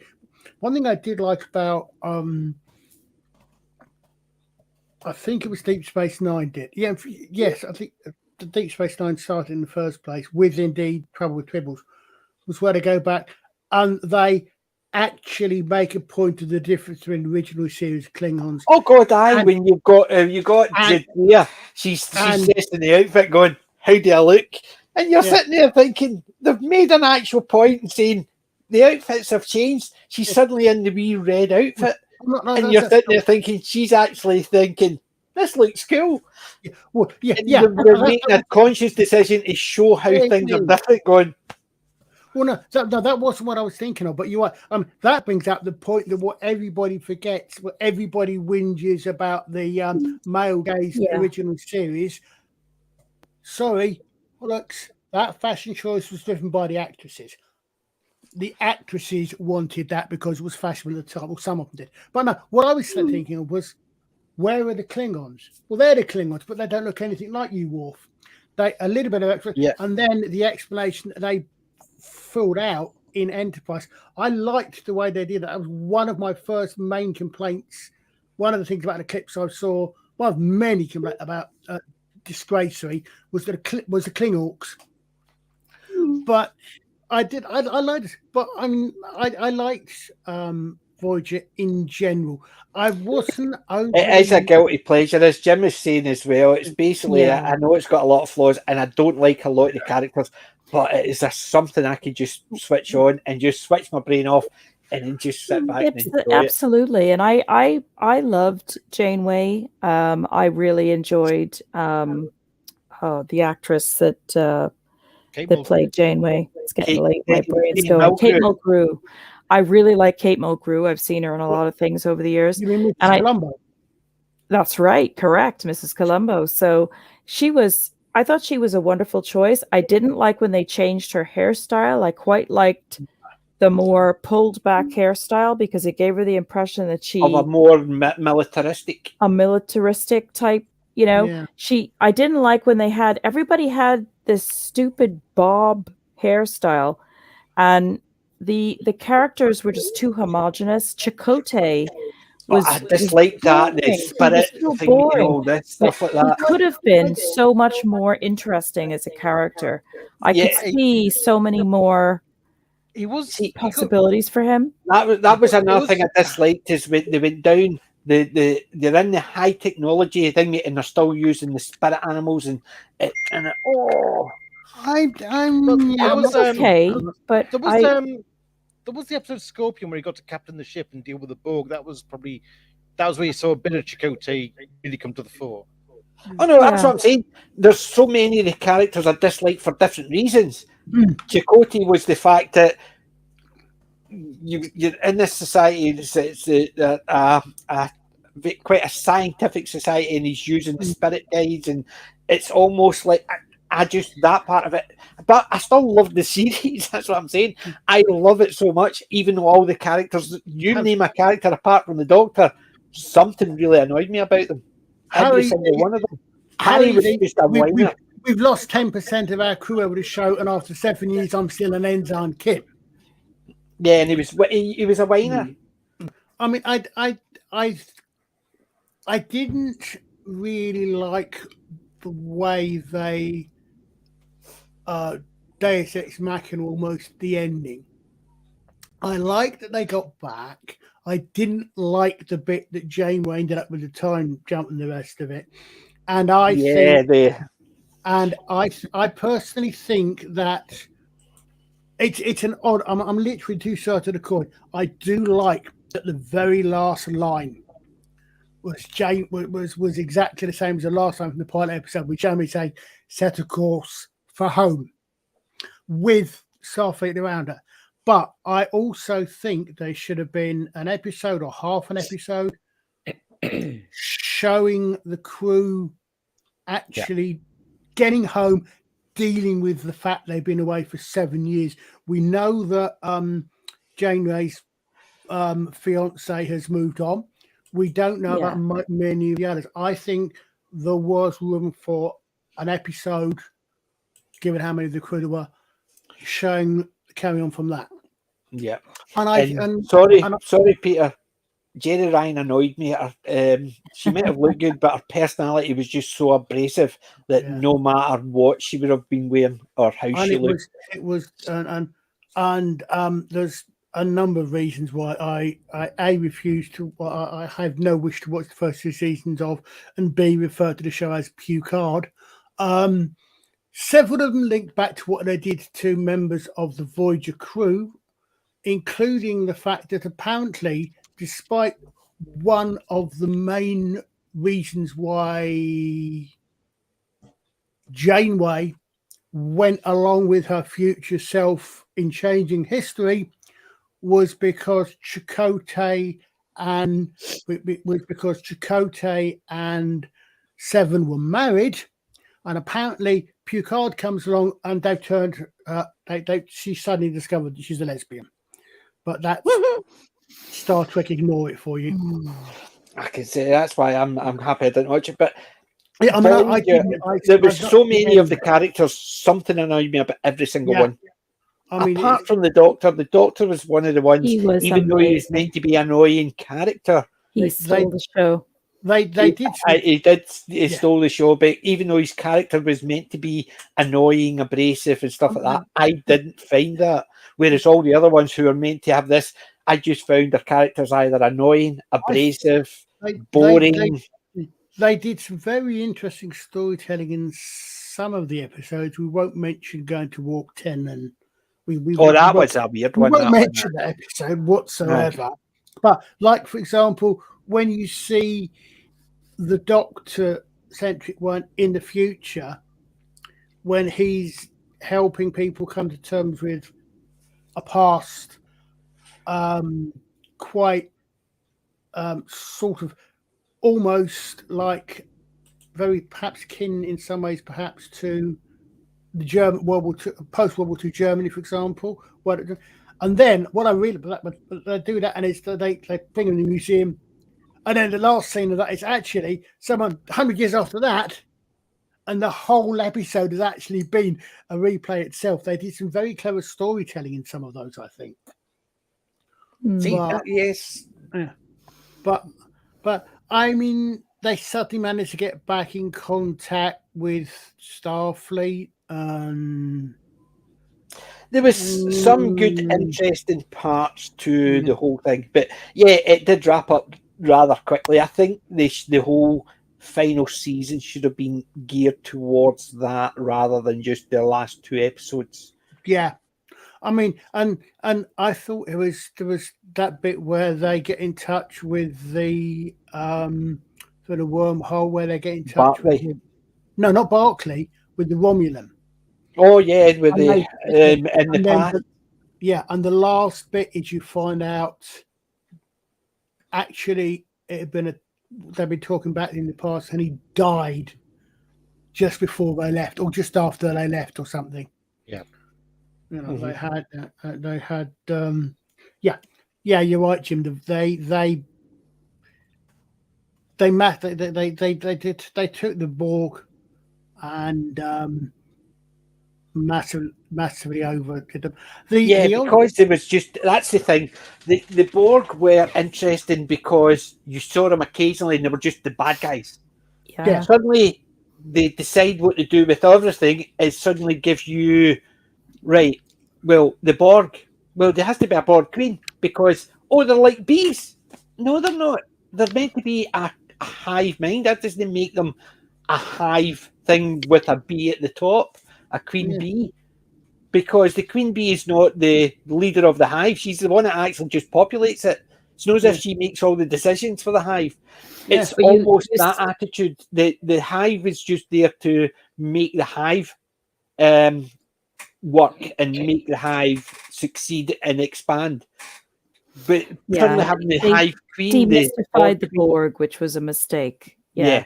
And then suddenly they're giving you, well, now we've got resistance inside the Borg. Oh, really? And but then they had to invent. They actually had to invent a race that could actually be worse than the Borg. Remember the numeric race that they came up with? Species 8472. That's it. Yeah. 8472, and then obviously it's just a case of and even the Herodians I thought was interesting as you would see that, but they made no sense. The Herodians made no sense because they were usually at the beginning, they were flying around on their own in the one ship and they were doing the hunting. And considering how would the Herodians multiply if that's what they already did? So it made no sense. And then suddenly you've got the one Herodian is suddenly want to bring all the Herodians together. And that's why you've got them doing all the holodecks and all that to try and... It's not so much that, but suddenly the Herodians became as well because... Not only that, but I mean, if I remember right, they start off 700 light years from home. Mm-hmm. Okay, fine. It's a 7-year series, 100 light years every season. Fine, that works out fine. Well, in that case, wait a minute. Why are the Herodians still with us when we're 600 light years away from where they were in the first place? You know, I think there were some things like that. I think they got stuck with formulaic and not necessarily. They did the same with the Nox. Sorry, at Stargate. the reason I was Kazon? thinking of Nox, the Kazon, Kazon. that would have Yeah. been perfect every In fact, the Kazon season. will. They would have been different bad guys. It Yeah. would have worked perfect. You could have the occasional Borg because of the transwarp conduits. So you could have the occasional Borg, but not having big arcs with the Borg, just the occasional time they bump into them. But yeah, they could have the first season, the Kazon, the second season, the what's the one where it stole your faces? And then they could have done another season with the Hirogen, another season with it, and that's what they could have done. But they didn't. They would suddenly you still have one here and one here and one here. What was it? The phage? The face, that's the one that would steal people's faces. No, was that was that what the creepy. Hirogen worked? What the Hirogen had caught, wasn't it? I don't think that. So the thing, the phage. I think they didn't know the species. I think it was the plague they all suffered. The plague was the phage. Yeah. The plague was the phage, but I couldn't remember what they were called. But that was the ones that would steal the face. No, wasn't Which that? there's an opportunity to play the good guy and the bad guy. They would be the good guy, get killed, and then suddenly they're the bad guy again because they're wearing the face. I don't think Yeah, they were. That was really creepy. It was. Yeah. But it was. I mean, the other thing was, of course, oh look, all of a sudden, oh how coincident! Last episode of the season. Oh how lucky we've found a way to jump 100 light years. Next season, oh look, oh how lucky we've jumped for another. You know, there were things in that the writing in some ways wasn't that well thought through. The thing is, they obviously wanted to actually, because if, right, say for instance, they were going to travel 30 light years a season, because, right, so how long did they say it would actually take them to get back at maximum walk? They said, no, wait. They did say, Janeway did say something about they might find like wormholes along the way that might shorten the journey. Or something. Yes, but how long did they say if it didn't find a wormhole? I think 70. 70 maybe that's right. what I'm thinking of. So that's what they were aiming for. So yeah, they could still found wormholes to cut off 10, 20 years, 100, something like that. Yeah, I mean, so they could have done that, and that would still give them the option, because the season doesn't need to be a 10-year trip, because it's not going to work for obvious reasons. Yeah.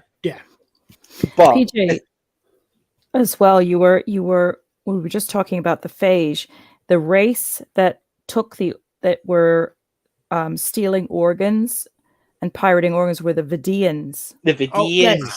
And they suffered from the phage. That's what it is, the Vidians. Yeah. But that's what I'm saying. So you imagine the first season it was the Kazon, second season it was the Vidians, third season it was the Hirogen, the fourth season. I mean, they could have had a different bad guy every season. So in effect, apart from the main characters, and even if some of the characters didn't want to come back, it wouldn't have been a major issue, because they got killed, so and so is taking his place. So it would have been easy for having a different monster almost a new show every year. Just having the same crew, but it's different bad guys, it's different things it's coming across. It would have worked, but they didn't want to, because occasionally you would have 3 seasons, there's no Vidian, and then suddenly you're sitting there thinking, like I said, really, they're meant to be traveling through all their space, and then but they're suddenly still all way up ahead of us. I can understand they might actually come across one that was in the outskirts, because they've been traveling for the last 30, 40 years, but it was that type of thing. The Kazon, they started off, that's why they had to get rid of the Kazon, because the way they put them is these ones who have stolen all the technology from the people who imprison them, and suddenly they're all very violent and they're getting their own back, and that's why they've become tribal. And it worked until what do you call her? Seska. And you're sitting there thinking, so why would the Kazon, apart from getting her to get the technology, if that was anybody else, they'd have just locked them in a room and tortured them until they got the stuff they wanted. But because it was Seska, she had to work her way into a point of leadership. Whereas we know the way they were portraying the Kazon, she'd have just been dumped in a room and tortured to get what they wanted. I mean, Peter's got another good one there. Yeah, the episode with the flesh. No, sorry. No, that was Doctor Who, wasn't it? Yeah, that one where, again, as I said, some really interesting storytelling ideas. You think that they're crude, and then you find, well, actually, no, wait a second. What? Hold on, they're falling apart. Yeah. But that was the thing. They could have done so much because every year they could have had different groups they were dealing with, and that would have changed the way they were, because they not necessarily, there's nobody to trade with because everybody they know is behind them. So they're having to actually find new partners, and they don't know what they're going to do. So suddenly having all these people that are trading ahead of this stuff, but as I said, it's a guilty pleasure of mine. Even all the things I criticise about it, all the people I criticise about it, still really enjoy watching it.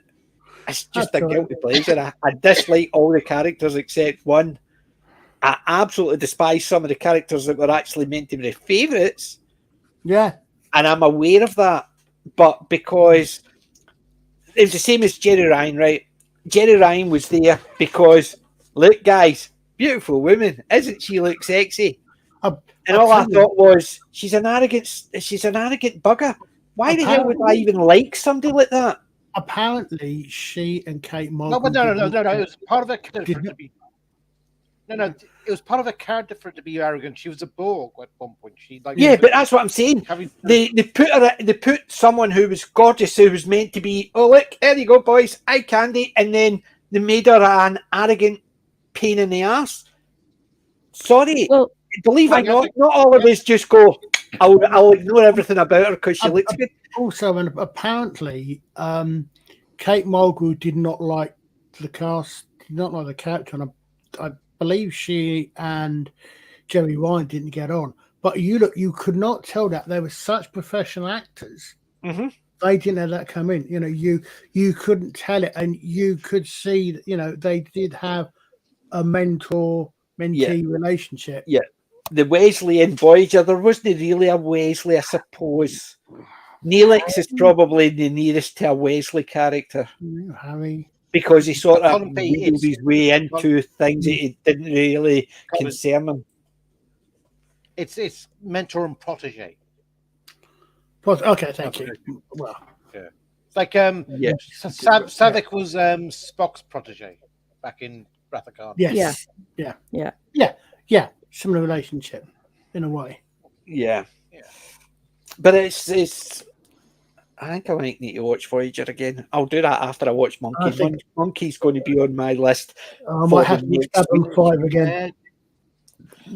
Babylon 5 as well, I need to put in the list because I've ran out of things, because I've got loads of things to watch, but I'm getting bored with it. As I said, I need to find stuff that I don't need to think about. I need to put stuff on that I can just sit back and watch without, and that's why Voyager I put on, because I switch my brain off when I'm watching Voyager, because it is a guilty pleasure. I don't care about how deep they're getting into stories. It's just a case of just watching it for the fun factor. Much as I like Babylon 5, there are episodes where I will, at the very least, skip through them.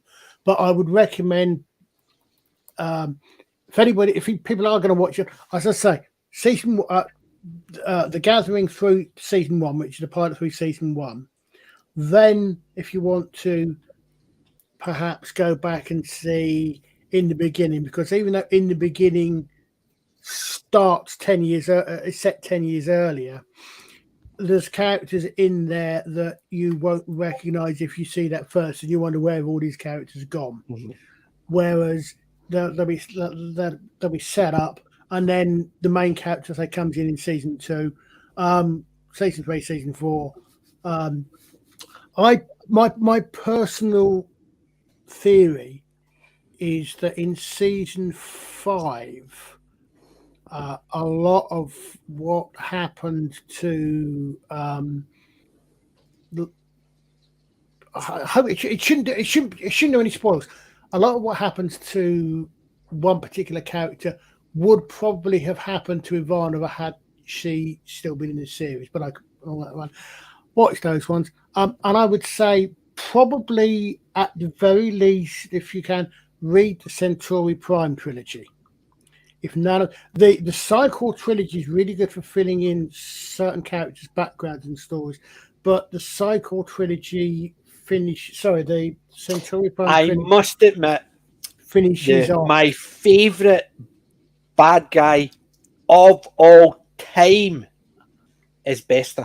Yes, and do you know what? There was a series on it at the time that Babylon 5 was on.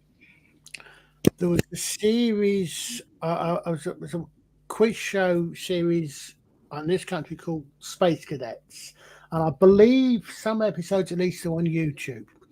And Greg Proops, an American comedian, was the question master. But I think the team captains, Craig Charles was one of the team captains. And I'm not sure if Claudia Christian was the other team captain or not. But I think I got recollections, and I think it was. Yeah. But there was one. It was a quiz show. It was a science fiction quiz show, right? It was it was literally team quiz show. But there was one episode where they had Walter Koenig on as a guest star, and you've got Walter Koenig and Claudia Christian, and every single reference they made to Walter Koenig was about Chekhov. Not once did they bring Bester in, despite the fact you've got Claudia Christian as team captain on the other team. Yeah. Yeah. See, that's the thing. No matter what, everybody sees Walter Koenig as basically as Chekhov. No denying that. But his best performance was Bester. Just that smirky grin. Yes. And it speaks volumes for Walter Koenig's acting ability as well, because you do forget about Chekhov when you're watching Bester. He's so evil. He's so. That's not so. I mean, I know much as PJ hates the very concept. It's Bester, especially if you read the first of the Cycle trilogy books, which is basically leads into the creation of the Cycle and Bester. You can actually understand Bester's motivations, and his motivations are for his people. I understand everything about him, but that's why I said he's one of the best bad guys out there. He's written. He's not a bad guy just to be a bad guy. He's a bad guy because the situation of the universe has put him in opposition because of his people in some ways to everyone else. But but that's all backstory from but to me, he's a bad guy, and he's just a great bad guy. Reading the books to give him a backstory, I don't care about. I don't want a backstory on why they're there. To me, the Psycho are the bad guys. End of story. I mean, it's interesting because the first of the Psycho trilogy actually explains how the Psycho. It's actually, I mean, as I say, it's not essential reading; it's more filler reading. But I found it really interesting in that it explains how the telepaths come about. It explains to some degree why Psycho is formed. It's background filler. Oh, I'm not denying that, but I just think Bester's just one of the best bad guys. Oh, absolutely. Right, guys, 5-minute warning. We're on the last 5 minutes, so you will let to start winding down. I was going to say, I'm probably going to have to. I was wanting to finish midnight for you 55 guys. minutes ago, but we've got a couple of people coming on. I didn't want them to come on just to say, do you know? Thank you. 20-minute wind up. There was I was a little late, so. So, what's happening? We'll go round the horn and let us know what's happening. Ladies first. Julie? You get Well, anything you've got coming up? I defer to Wendology because she's the host of the show I'm going to be watching tomorrow. My brain Yeah. switched off. Tomorrow on House of Horror. We've been talking about it on this. Yes, that's the one. I can't wait. I can't wait. We had some technical issues when we were recording that one, so that one's just we're gonna be in the chat live, but that one is just gonna be played as a film, and then we'll all be in the chat, myself, Mr. Hyde, and anybody else who comes along and wants to pop in the chat. So yeah, I can't wait. Mm-hmm. If you're going to do the lady, if you're going around the horn, the lady should go first many times. Many times. Yes, I think PJ might actually got that one. I'm an equal opportunity ignorant bugger. We It love was a you anyway. catchphrase from one of Yep. the main female character in Round the Horn. Yeah, see, sorry, some of us aren't that old, Colin. I've got it somewhere. The whole lot is available for download. Like I've got Round the Horn somewhere. I've just not watched it or listened to it. Not listened to it.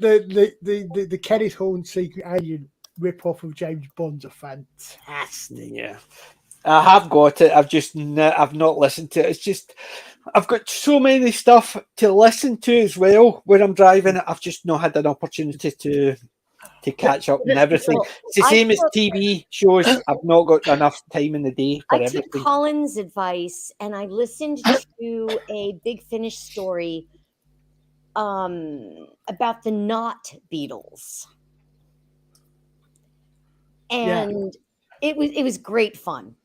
Yeah. And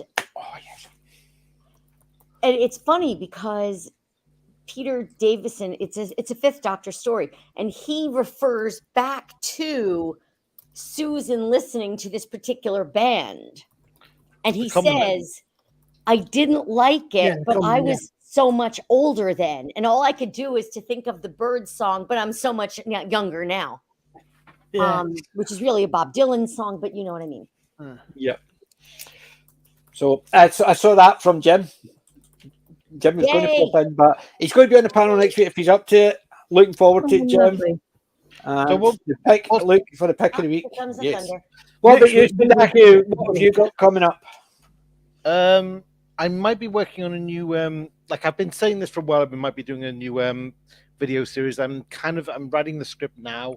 I might be finally about to do the my series of Doctor Who reviews on video. Lovely. Excellent. Lovely. Also, I'm kind of still keeping the forum going slightly. I have actually uploaded the Demon Headmaster episodes to it as well in the archive section. Oh, yeah, I need to check that again. But that Demon Headmaster just sounds really interesting, I must admit. It is a BBC kids show. It's BBC used to do some really good stuff. I've got Out of the Unknown, which is an old BBC one, and it is really fun. Peter was talking about a BBC documentary about 1945, which sounded good, but BBC used to be good. Just unfortunately, we have to go back to the old stuff. God, can you imagine the current day BBC producing The World at War? No. What was that? There was a thing called The World at War. Oh, I know. I've seen it. Well, you imagine the BBC doing that now? Nah. No. Right. So, looking forward to that, Sadaki. Colin, I know there's got some stuff you have to bounce out to the world because you've got under instructions from Alec. We're doing, actually, it's not till week after next. We're doing 29th. 29, 2 weeks. We are doing a retrospective. We're doing a retrospective look back at the 1970s Japanese version, although it was the Japanese TV series, of the Chinese classic, as in the source material is probably as important to Chinese culture as King Arthur is to us, Journey to the West. And all I can say is that if you're born from an egg on a mountaintop, your nature is probably irrepressible. We're doing monkey magic. And the week after that, we've got another Monday night with FFSI. And I know Alex really enthused. He's been reading, as he said, he's been reading the Hunger Games, and I think he wants to talk about that. Me, I think I might have to go back and rewatch Babylon 5 again. It's my own fault. And thanks to Kelly and others, I'm finally going to get around to actually listening to Spare Parts as well, which I've never listened to. I want to hear what you think about it. I love Spare Parts. That's one I don't think I've listened to. I have listened to. Oh, you have? Yeah. No, so I don't think I have listened to it. Oh, Because the thing is, it's one. I think it's possibly the very first Fifth Doctor story I listened to. I don't remember who recommended it to me, and it's wonderful. It's heartbreaking. It's because it's way back. It's wonderful. It's way back with. It's only about number 30 or something of the monthly release one. Back when I used to listen to them regularly, so I may well have listened to it and had listened to so much Big Finish I've forgotten.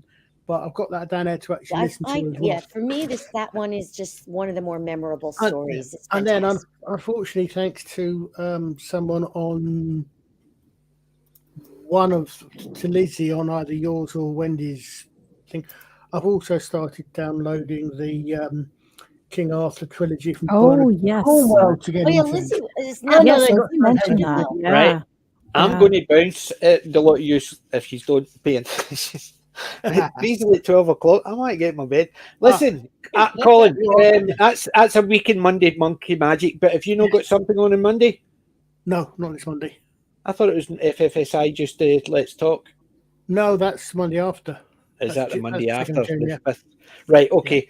So, join us all for Mr. Hyde's one tomorrow at 8 o'clock.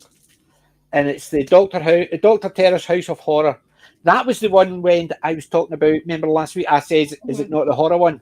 I must have heard that a couple of weeks ago, and I thought that was the one. Well, we thought it was going to be the following one, and then we put the My Man Godfrey in for Mother's Day. Yeah, in the US. I got confused, and that's why I kept going. This is the horror one, and then it confused me. So until next week, boys and girls, lads and lassies, thank you for joining us all. Sadaku, Wendology, Julie, and Colin, thank you for sticking with me and actually putting up with my crap. Looking forward to seeing Jim next week. Maybe I have somebody to argue with. Probably will. But until then, boys and girls, lads and lassies, remember, we're not old. We're classic. We're classic. PJ Maybe and the gang out. Ta-ra! Good night, everybody. Good night, everybody. Well, folks.